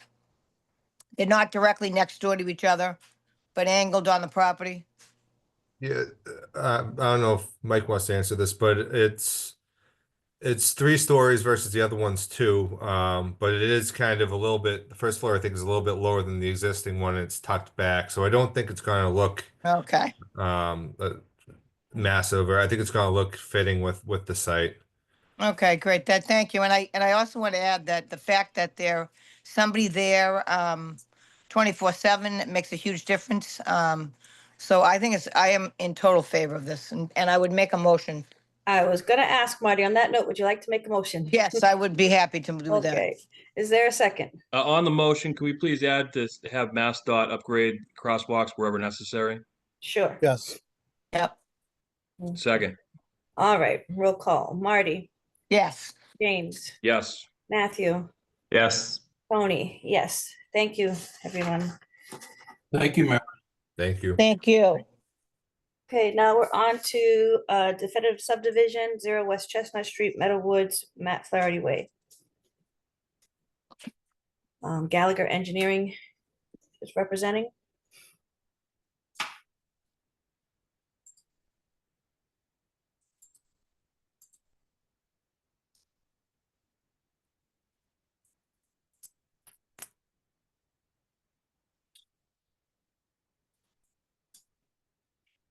Gallagher Engineering, if you could raise your hand so we can see you all. It'll make it easier to move you over. I moved him over already. Oh, he did. All right, thank you. Oh, there he is. Okay. Good evening. Frank Gallagher, Gallagher Engineering in Foxborough. And we're here tonight on a continuation for our proposed 2-lot subdivision off of West Chestnut Street, Matt Flaherty Way. I'm the design engineer. We had a hearing about a month ago, and we took in some comments from the board. And what I'd like to do now is just turn it over to the applicant, Benny Albanese, to respond to some of those concerns that were expressed at the last meeting. So I'll just move out of the way. Okay. Good evening, everyone. I have provided the planning board with an information package with documents and different deeded easements and a memorandum addressing a lot of the issues that have come up. And subsequently, after the December 3rd meeting, I submitted another memorandum addressing each of the bullet points that came up at that meeting. Did everybody receive those? Yes. Did everybody have an opportunity to read those? I did. Any board members, if you have not? No, I did not receive it. You didn't receive the package? No. All right. Well, there was some extensive information in there. Nevertheless, the most recent memorandum, has everybody read that? It was in response to the December 3rd meeting. Yes, actually, that's what I thought you were referring to. What other packet were you referencing, please? There was a substantial package with copies of plans and previous plans, deeds, plans of easement, a memorandum of different matters that had been addressed. Nobody received that? Madam Chair, if I can jump in real quick. Yeah. They were all included in that email that I sent you guys with the updated report, all the supplemental materials, and all of the comment letters. Yeah, I printed off a lot of things here, so I must have. See, I provided hard copies of everything, so no one would have to download them and print them, but apparently those weren't distributed to you. It answers a lot of questions.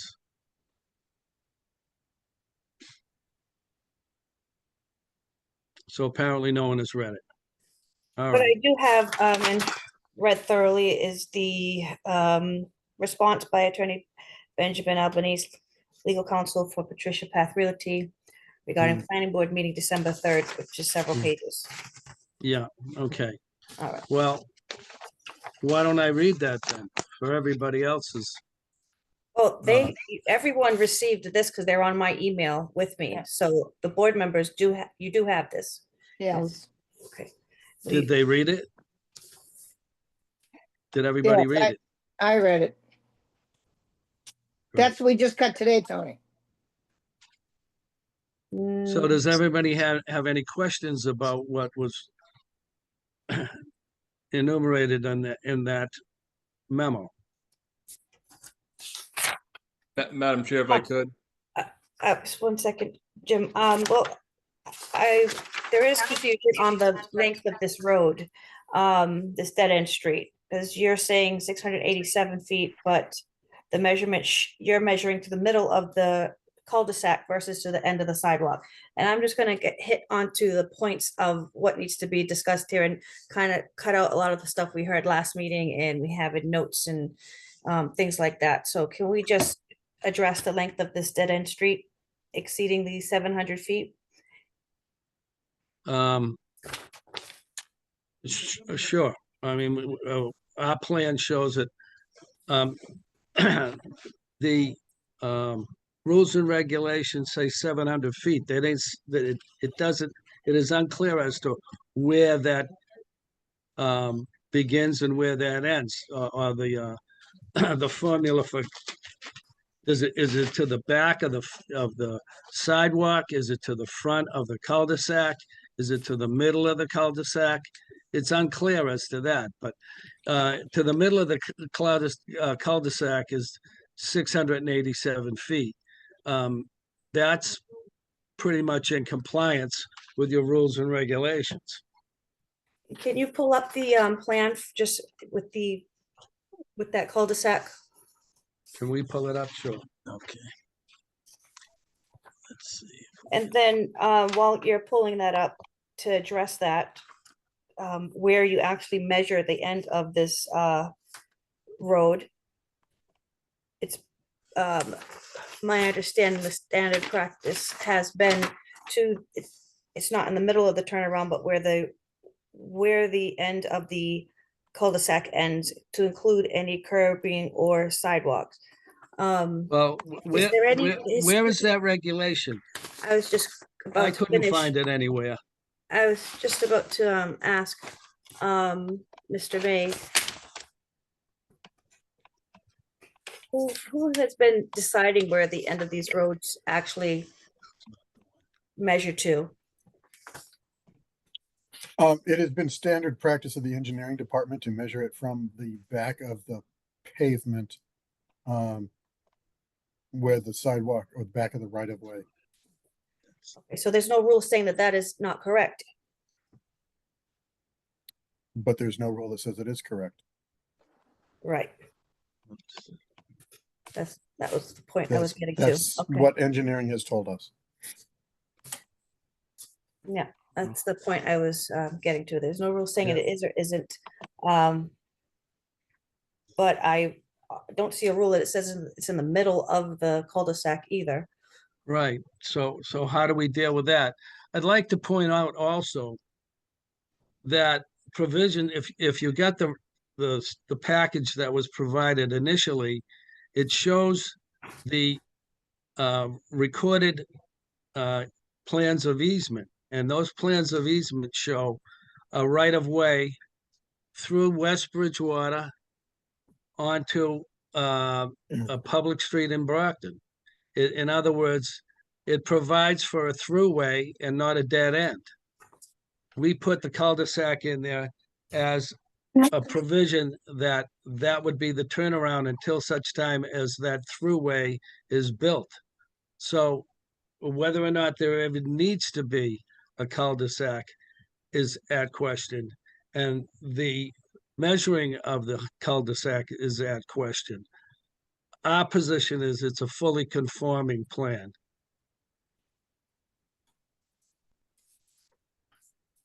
The plan is not in violation of any of the rules of the planning board.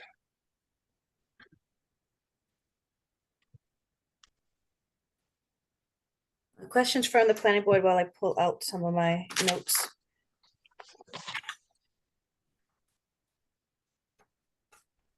On the subdivision plan, can you, Mr. Gallagher, identify where parcel C or parcel 3 ends, the dividing line between parcel 3 and parcel 2 and lot 2? Let me just. It's a little bit clearer than the engineering plans.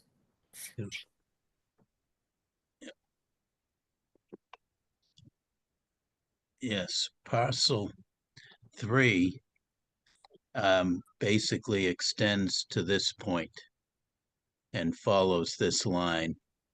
And then it's everything west of this solid Okay. line that I'm tracing right here. So parcel 2 is above it and lot 2 is above it and parcel 3 Yes. is below it? That's correct. And it extends into this area as well. Yes.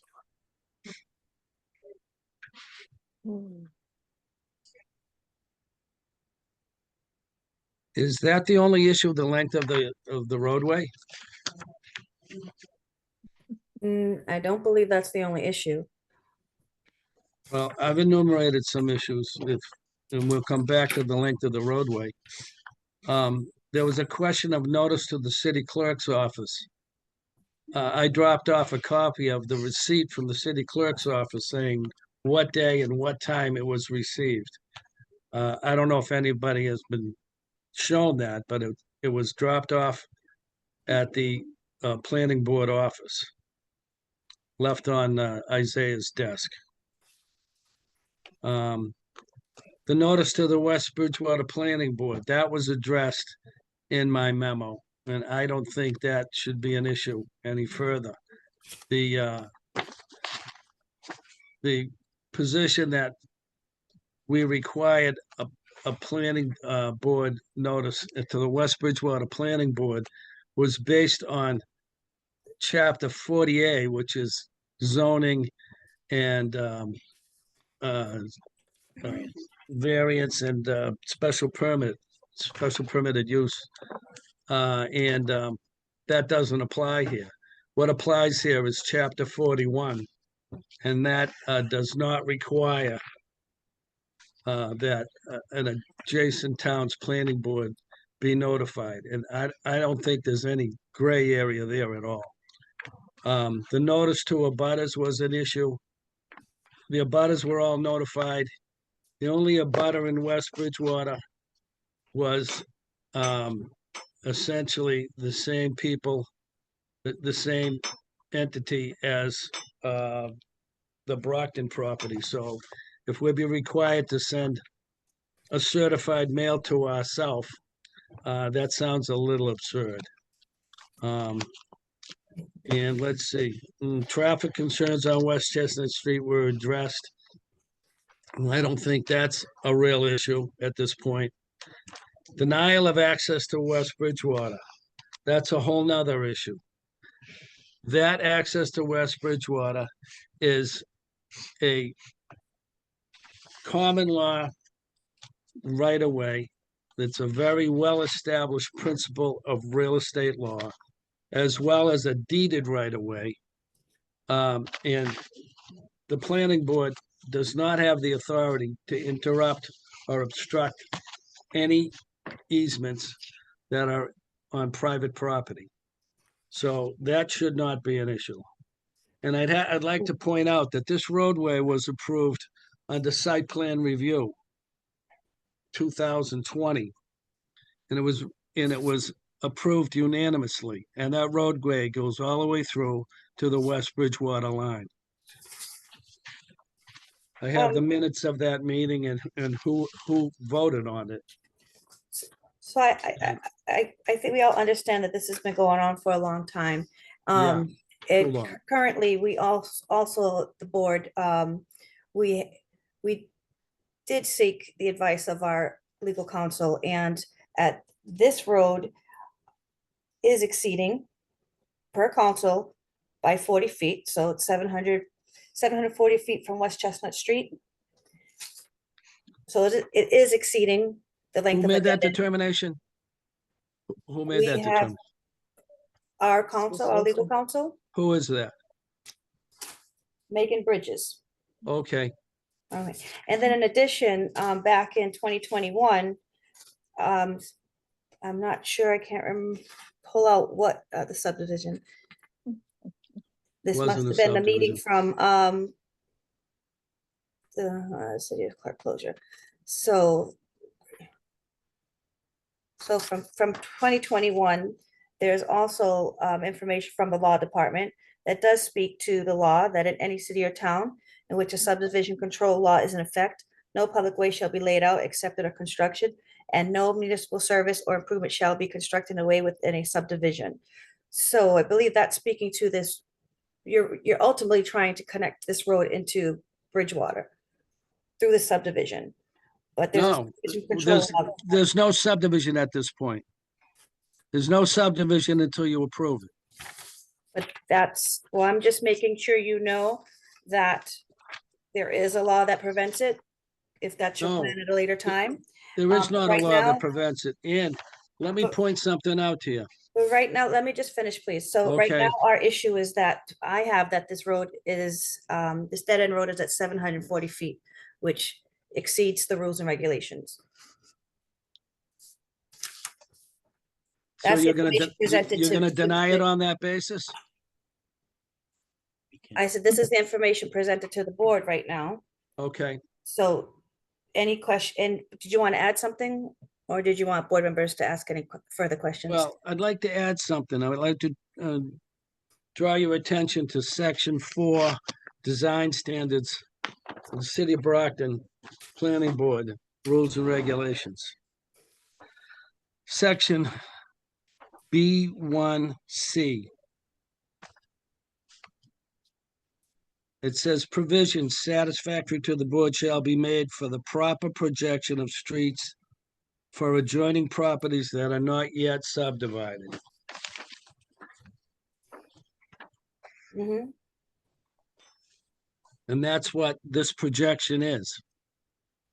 It's a projection on the street to connect to those areas that are not yet subdivided. How does that coincide with what you're saying? You're saying there's a law that provides for not allowing an access through an already recorded easement, that the city can block an easement? Is that what you're saying? No, What is it that you're saying? not that the city can, that the law prevents a public way being laid out through a constructed way within a subdivision. Not the city, the law. The law, it cannot be is laid there- out through a constructed way. And you said we're not here for a subdivision, but we are. It's a definitive. Yes, we subdivision. are here for a subdivision. Well, I'm So just, I what misheard you then, because I thought you I just. I don't understand what point you're trying to make. That roadway, first of all, was approved under site plan review. It was approved by you in 2020. You were on the board. Was it a subdivision at the time? No, it was site plan review. It was a roadway. A roadway, but not a subdivision. it's a private road on private property does not come under subdivision control. So you can't block that roadway. You can deny the subdivision, but you can't block that roadway. You're hell-bent on blocking that roadway, and it flies in the face of very well-established real estate law. Other questions, board members? Yeah, Madam Chair, if I could, you mentioned the traffic study. How many residents was that traffic study based on? The traffic study isn't based on residents. It's based on the traffic study was done by Ty and Bond by the city of Brockton DPW, and the Department of Transportation did it on behalf of the Old Colony Planning Council. So those numbers are created by the state, and it was created by engineers hired by the city. My question to you is, how much traffic is coming from that street in the study? There must be a number determined. How much traffic was coming from the street? The proposed street or on West Chestnut Street? From the proposed street would be the reason you're doing a traffic study, correct? No, we didn't do the traffic study. The city did the traffic study.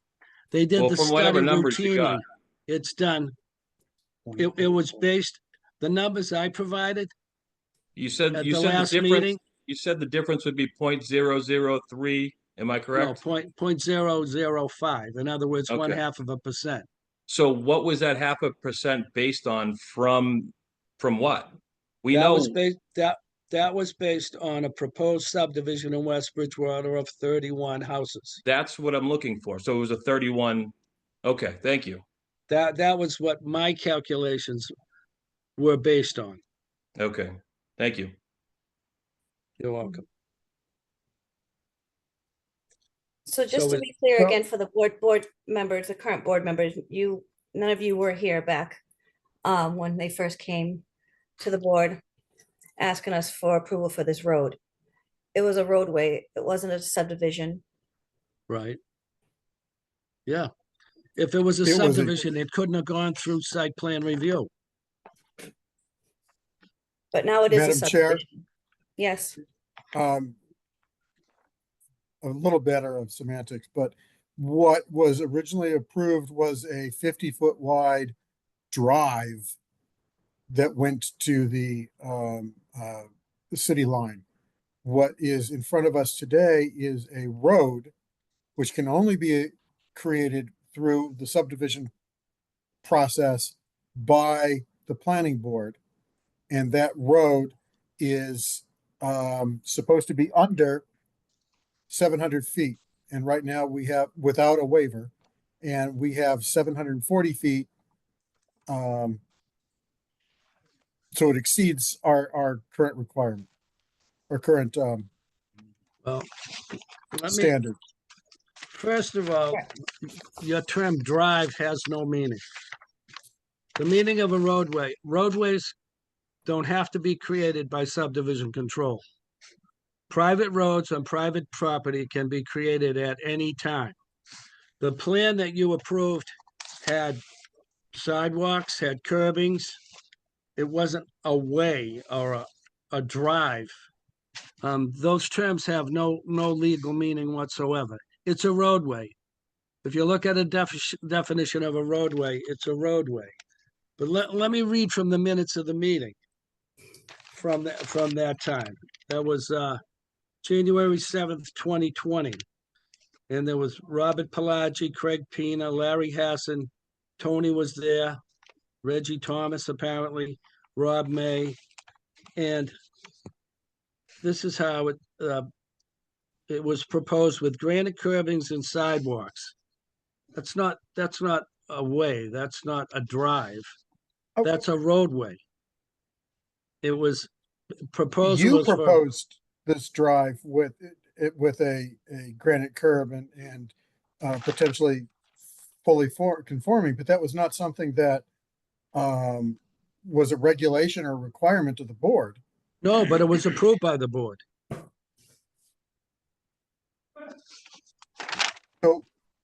So what is being proposed now, because All that right, was so never constructed, here's a that quote. was never constructed, and what we have right now in front of us is a subdivision for 2 lots, 1 Right. parcel, and a Yep. road with a cul-de-sac that is 740 some feet long. All right, so And that there is Um, not a request for a waiver, of the formal request for a waiver. So at I'm this reminding point, that to the board. at this Yeah. point, there's not a formal request for a waiver because we've just discovered that somehow arbitrarily that measurement goes to the back of the sidewalk on the back of the cul-de-sac, and that was determined by somebody arbitrarily. So now we're dealing with a roadway that's too long. We can do one of 2 things. We can ask for a waiver, or we can amend the plan to provide for 40 feet less. And are you saying to me that you don't routinely waive something that's just de minimis? Is that what we're saying here? Or are we looking for an excuse not to approve this? No, we're looking to follow the rules and regulations, and a waiver would need to be applied for. We've not approved a road past 700 feet without a formally applied for waiver. You approved a road longer than 700 feet on January 7th, 2020. It's not a roadway that's part of a subdivision. I'll grant you that, but it's a roadway. Okay, so And this it is a was gr- and it was- subdivision. So this and it is a was approved- subdivision, and this dead-end street is exceeding the length that's allowable without a formal waiver request. All right, so we'll provide a formal waiver request. Is there any other roadblocks to this? Is that the only issue? That is the issue that is in front of us tonight. That's the only issue in front of you tonight? That is being discussed. Hang on just a second. Yeah. What about the, I think they had some notes, I'm sorry, I got so many attachments for this meeting, I have notes everywhere. And just reminding that applying for a waiver doesn't necessarily mean it will be granted, but that is a board determination. I'm well aware of that. Is it accurate that the turnaround also is drawn incorrectly? It doesn't have the 6-inch granite curbing and gutters around the turnaround? We Yes, have it the does. granite curb, but it's in an easement area.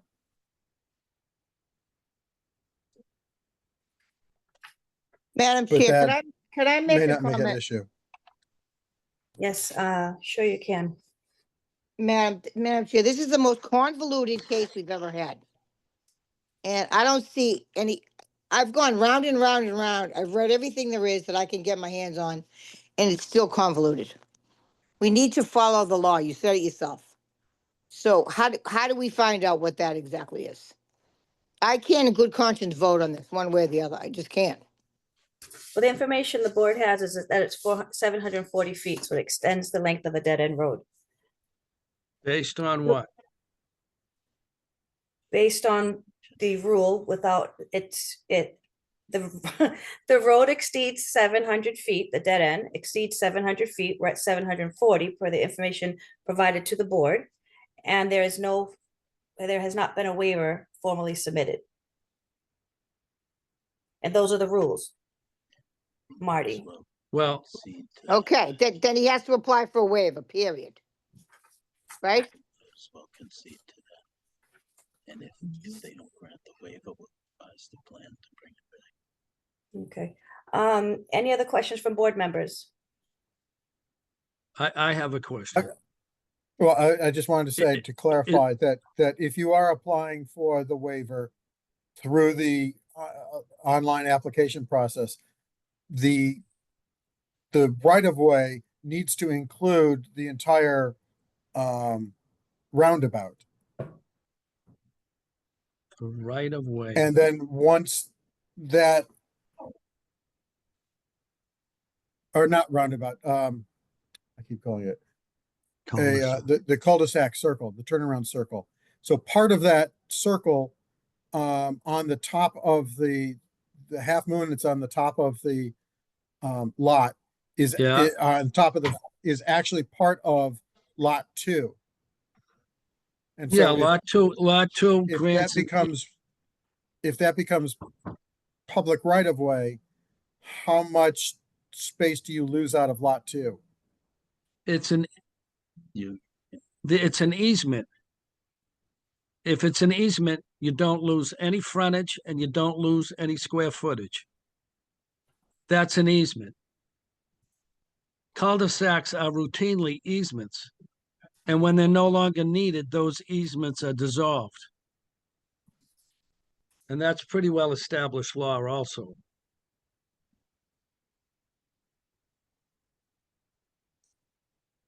And seeing that there's already provisions for a throughway here, that easement probably won't last very long.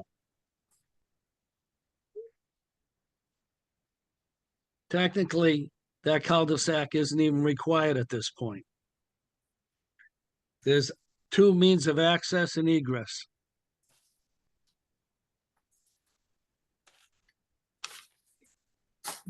Have you Any seen? other Well, questions it would from, be required for a subdivision. No, it won't be.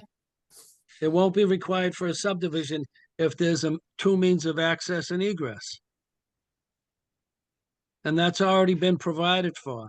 If you looked at the plans, the recorded plans, if you looked at the plans showing the easement that brings that, opens up that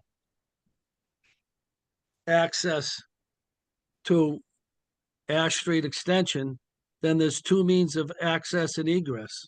And it benefits the people that live at the end of Ash Street Extension because they can't get large vehicles and emergency vehicles down to where they live. So it works both ways. I'm sure the fire department would be glad to see that built. So that cul-de-sac doesn't even really need to exist. Well, I'm under the impression that it does need to be within the right of way, the round. Is a cul-de-sac required if there's 2 means of access and egress? But we don't have 2 means of access and egress. Yes, we We do. only have 1. No, we have 2. Did you look at the plans? I have looked at the plans. And how can you say there's not 2 means of access and egress? They haven't You been only built have yet. 1. They haven't been built yet.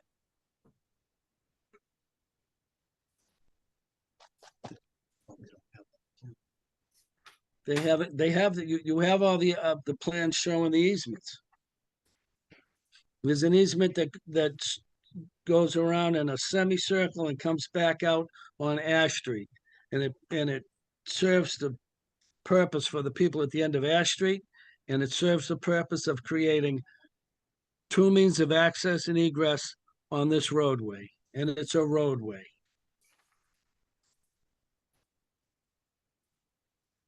So you're telling me we need a cul-de-sac when there's 2 means of access and egress?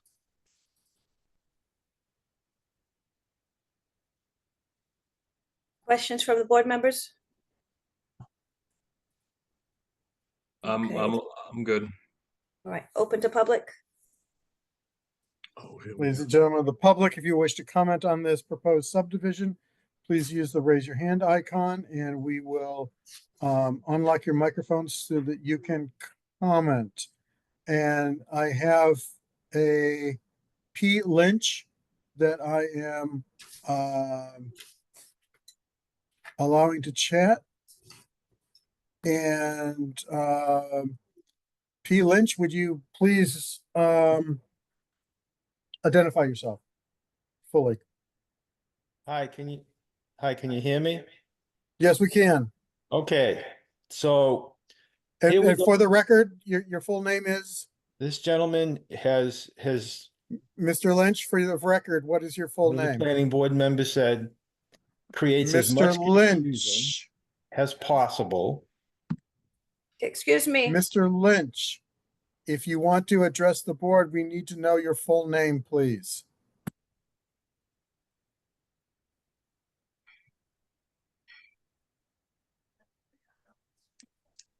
If you can unlock your mic now to give the board your name and continue with your statement.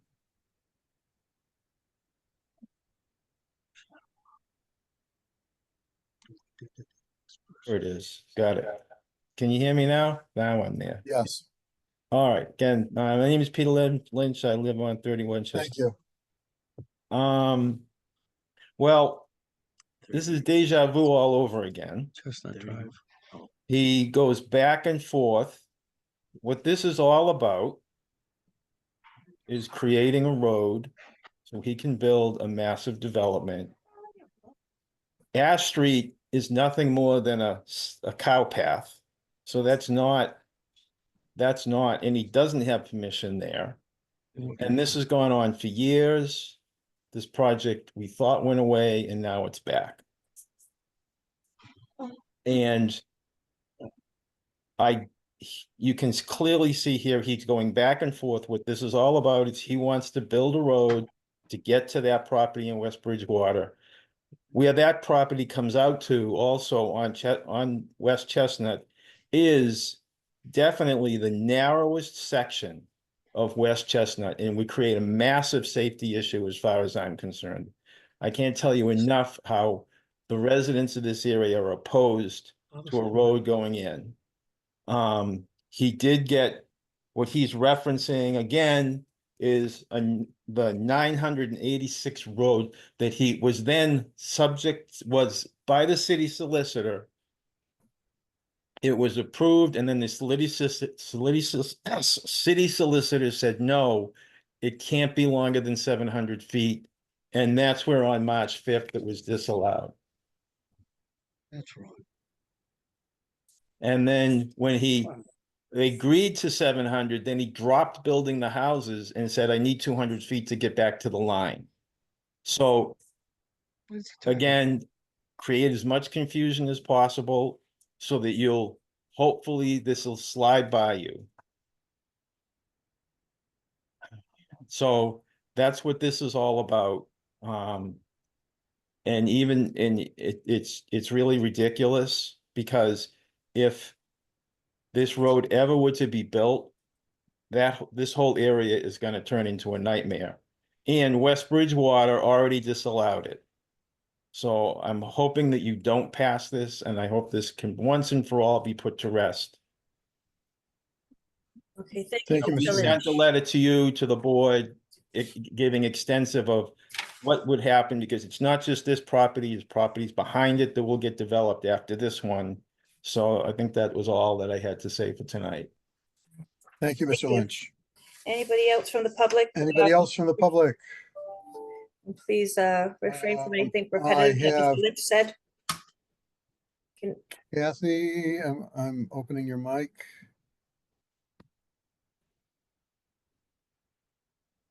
Kathy, could you tell us your name and for the record? Good evening. My name is Kathy Nowacki, and it's actually Trina Alexnovich. Kathy is my wife.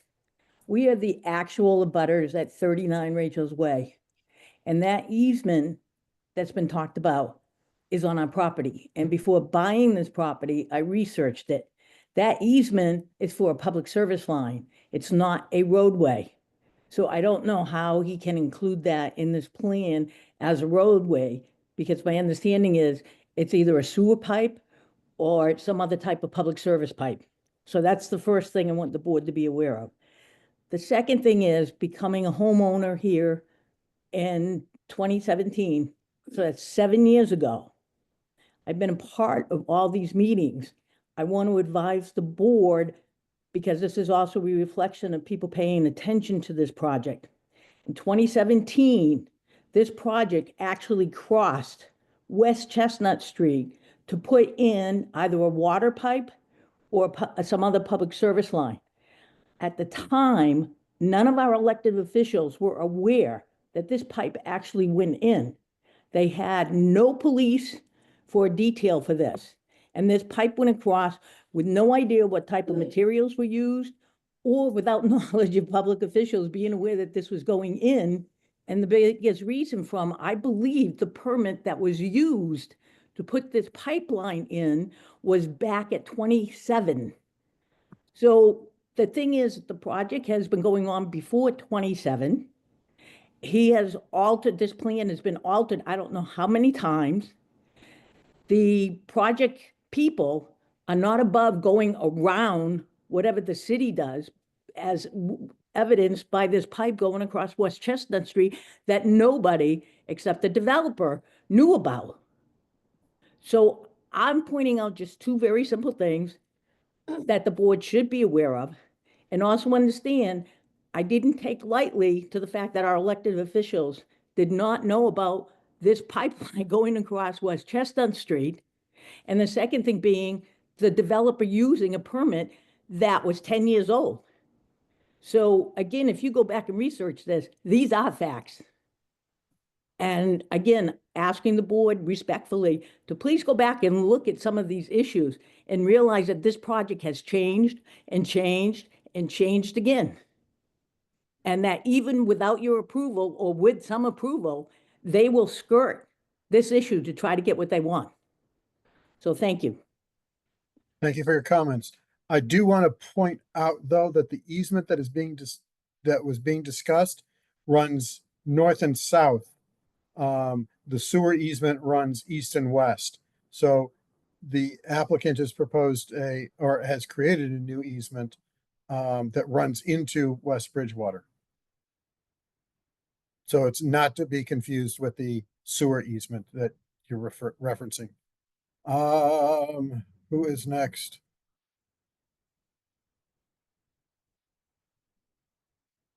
Ms. Stevens, I'm opening the microphone for you. Good evening again. I reiterate everything everybody else said and won't say it again.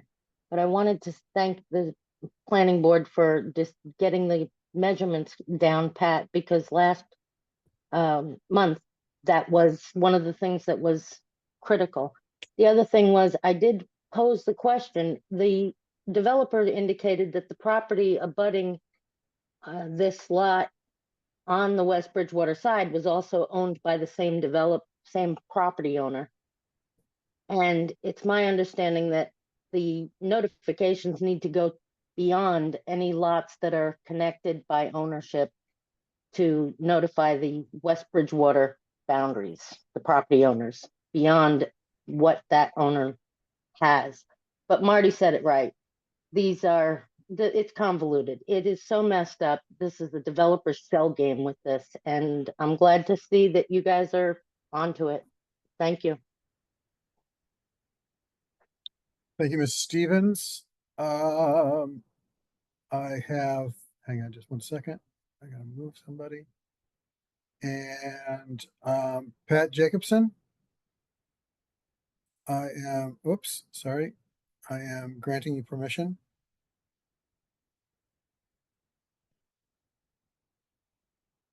Pat Jacobson, you should be able to unmute your microphone now.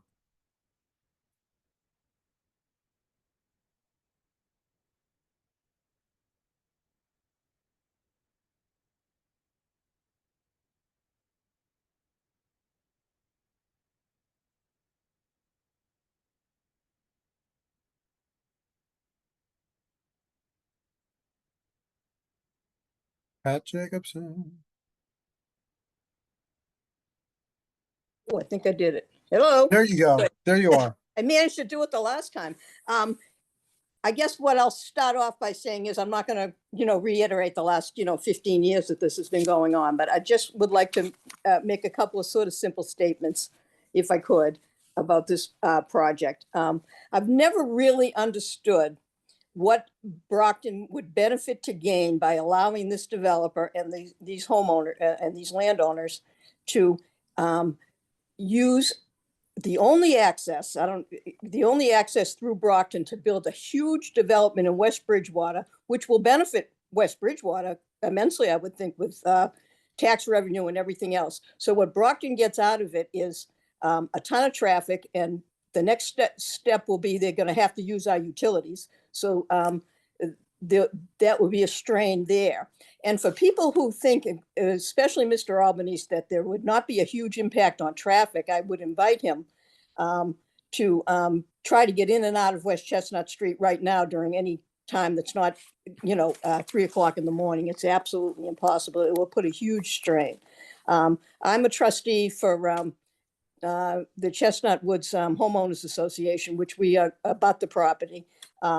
We have, and I'm sure when the 27 homes were built 20 years ago, there certainly were probably some people listening right now who objected, but every single piece of that property is in Brockton, and we all pay a whole lot of taxes to Brockton. So I would think before anything is done to allow these people to extend that road and give them any access at all to this project I see no way at all that it's of any benefit to the city of Brockton. And that's just sort of what I wanted to say tonight. Thank you very much, Ms. Jacobson. You're welcome. Rob, is Kyle Holden from Conservation? Kyle is here, but we have one other person from the public, and that's Linda. And I'm going to open up Linda. And Linda, can I get your last name, please? Can you hear me? Yes, we can hear you. Okay, Linda Lynch. Thank you, Linda. You're welcome. I just wanted to expand upon something that Peter Lynch said. When this all started and we became involved, and I outlined this in a letter to the planning board, but I'll be very brief about it. The project was approved for the 700 feet, but what the applicant left out was all of the subsequent things that happened. One of which was, once he received the 700-foot approval, he retracted the 2 or 3 houses that he was going to build and then tagged on another 286 feet because the project went from 700 feet and then subsequent to approval, it was 986 feet. We were at every meeting. We've attended every West Bridgewater meeting. He likes to say things in one town, but not in the other. So, residents have to be running back and forth to be sure that they're accurate. And in West Bridgewater, they've refused approval because they need a road from Brockton. But the other thing is, for those of you who have not attended the West Bridgewater meetings, is that there are other families involved in this, not in this particular project, but that's the overall situation that we've all dealt with over the last several years. Once he gets an inch, he takes a mile. And once he gets approval in Brockton, he says, oh, no, I don't have to build the houses. I no longer have a subdivision. This going back and forth about, is it a subdivision? We've all heard this song and dance before. It was a subdivision when he applied for the 700-foot road, but then he, for those members who were not there at the time, then he retracted that. Then he took Brockton and West Bridgewater to court when he didn't get what he wanted. And as I understand it, he lost. So, all of us who live in this area, we communicate, we all track this together, and we all feel the same way. So thank you very much. Thank you very much, Linda. I have Councillor Griffin who has joined us, and he has been promoted to a panelist so he can direct the board. Actually, if you stop sharing the screen so we can all see each other a little bit better, that I would appreciate it. But Councillor Griffin, if you want to address the board. Oh, thank you, Mr. May. And again, good evening, board members. I'm not in favor of this project. It just doesn't fit the area with the development and the traffic concerns. I've spoke to a lot of the residents who have spoken before me and heard their concerns. I've actually been in their neighborhoods, and they actually showed me the property and the concerns that they have about it. And the plan itself is still unclear. And there's just a lot of mitigation or potential mitigation that is known now, but there's also a potential of some mitigation down the road that we might not be quite aware of at this present time. So for those reasons, I urge you to deny this. Thank you very much. Thank you, Councilor Griffin. Madam Chair, I do not see anyone else with their hand raised at this time. So this is last call if you'd like to speak. Oh, sorry, Councilor Castro, please excuse me. And I didn't see your hand. One moment too. I don't know if you're gonna consider, Kyle wouldn't be part of the public, but please add him after, Councilor Castro goes. Thank I'm you. Yes, happy if to the let board has Kyle go questions for first. Kyle. I'm happy to let Kyle go first. Kyle, the board has some questions for you, so jump on Sure, in. yeah. For the record, this is Kyle Holden, conservation agent for the city of Brockton. Here really just to answer any questions the board has concerning this project from the Conservation Commission kind of angle. So please ask away. Well, I actually thought that you had some new information for us, since I think the last time this was reviewed by Conservation was 2016. Yeah, so the just kind of broad summary, the Conservation Commission issued an order of conditions for this project in 2017. That original order that was the plan that was approved in 2017, that order is still active. The applicant received one extension from the Conservation Commission, and then through the COVID tolling, and then most recently the governor's extension of land use permits in November 2020. November 20th of 2024 does extend that original order of conditions from 2017 to current time. I think it would then expire sometime next year. Well, I say next year, 2025, I believe is the current expiration date for that 2017 order of conditions. So the order is still active, but it is, I guess, good to note, Frank, this is mostly directed to you, that the order approved, the plan that was approved under that 2017 order is not the same plan that's being proposed here. So any changes that you are potentially get approved tonight by planning board or in the future, you would need to go back to Conservation Commission with any changes from that 2017 site plan that was approved by the Conservation Commission. Mr. Holden, has Yes. any of the work that's been done on the site now, there's been some work done on the site now. Is that in conformance with the order of conditions? So I went out to the site last Friday, and so the wetland crossing has been installed. I did note that there was on the plan that's been submitted to the planning board, there is a let's see here, a stone culvert that drains into the wetland that was not approved on the 2017 plan. I did send out a letter to Mr. Gallagher and Mr. Albanese yesterday, kind of detailing the concerns that I have, and that will be handled, at the next Conservation Commission meeting on the 29th of this month. Thank you. Are there any board members, any other board members have questions for Mr. Holden? I do not. Thank do you, Mr. not. Holden. And Counselor, I do have Kathy Nowicki has raised her hand one more time. Would you? Let her go. Yes, ma'am. Kathy, you can unlock your microphone now, please. Yep, I believe I have. My name is Kathy Nowacki.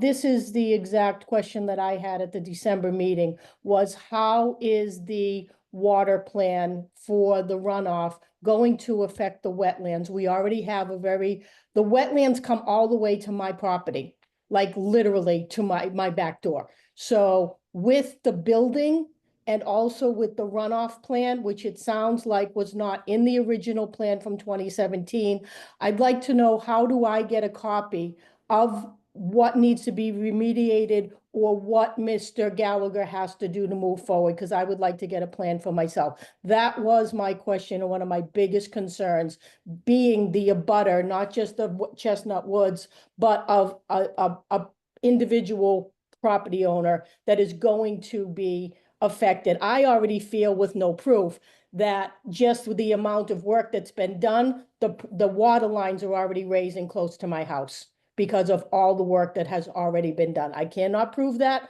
but I'd like to know, where do I get that done? Where do I get a copy? And how do we stop the processes until Mr. Gallagher remediates this properly through the laws legally?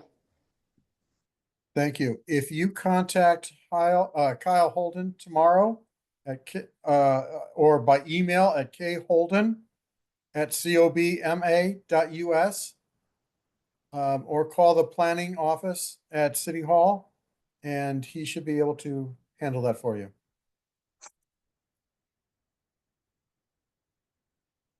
Counselor. Thank you. Castro, Good you're evening. ready. Susan DeCastro, Ward 4 City Councilor. And I oppose approval of this plan. I think there's a lot that's wrong or misleading about this plan. Most notably that the road length exceeds our requirements in Brockton.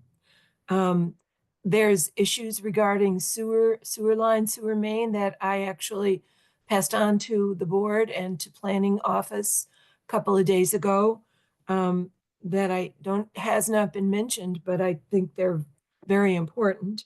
Lot 2 isn't big enough without the cul-de-sac land. And so for all these reasons, and also, and very importantly, the word easement's being thrown out and stuff, but a roadway does not include the easement. The roadway has to stop at 700 feet. That's our rule. And an easement, it's superfluous to be on that plan. If anything, it only gives them an argument in the future that it's on an approved plan, oh, we should let hundreds of cars pass over it. So I think your best bet, my suggestion is, this is not an approvable plan. I appreciate the opportunity to speak with all of you. Thank you. Madam Chair, I do not see anyone else with their hand raised at this time.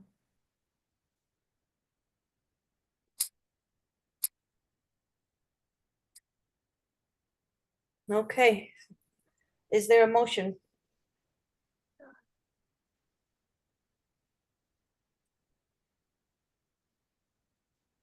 Motion to approve.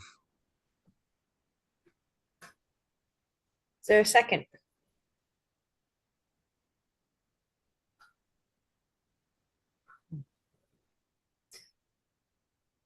No second. Okay, well, Mr. May, this is the first, so. what's the motion here? Is there a second motion?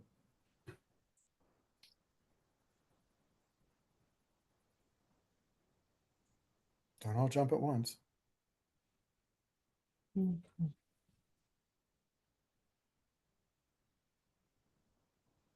So it's a board member, you can make a motion to approve or deny for a second. Motion to deny. You're switching your first motion to deny? I'll retract my first motion, and the motion now is motion to deny. All right, is there a second?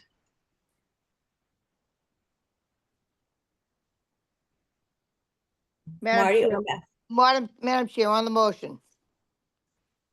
Is there anything that we can look to that any city department, preferably the legal department, that would send us in the right direction? Yes. There's an awful lot of opposition against this.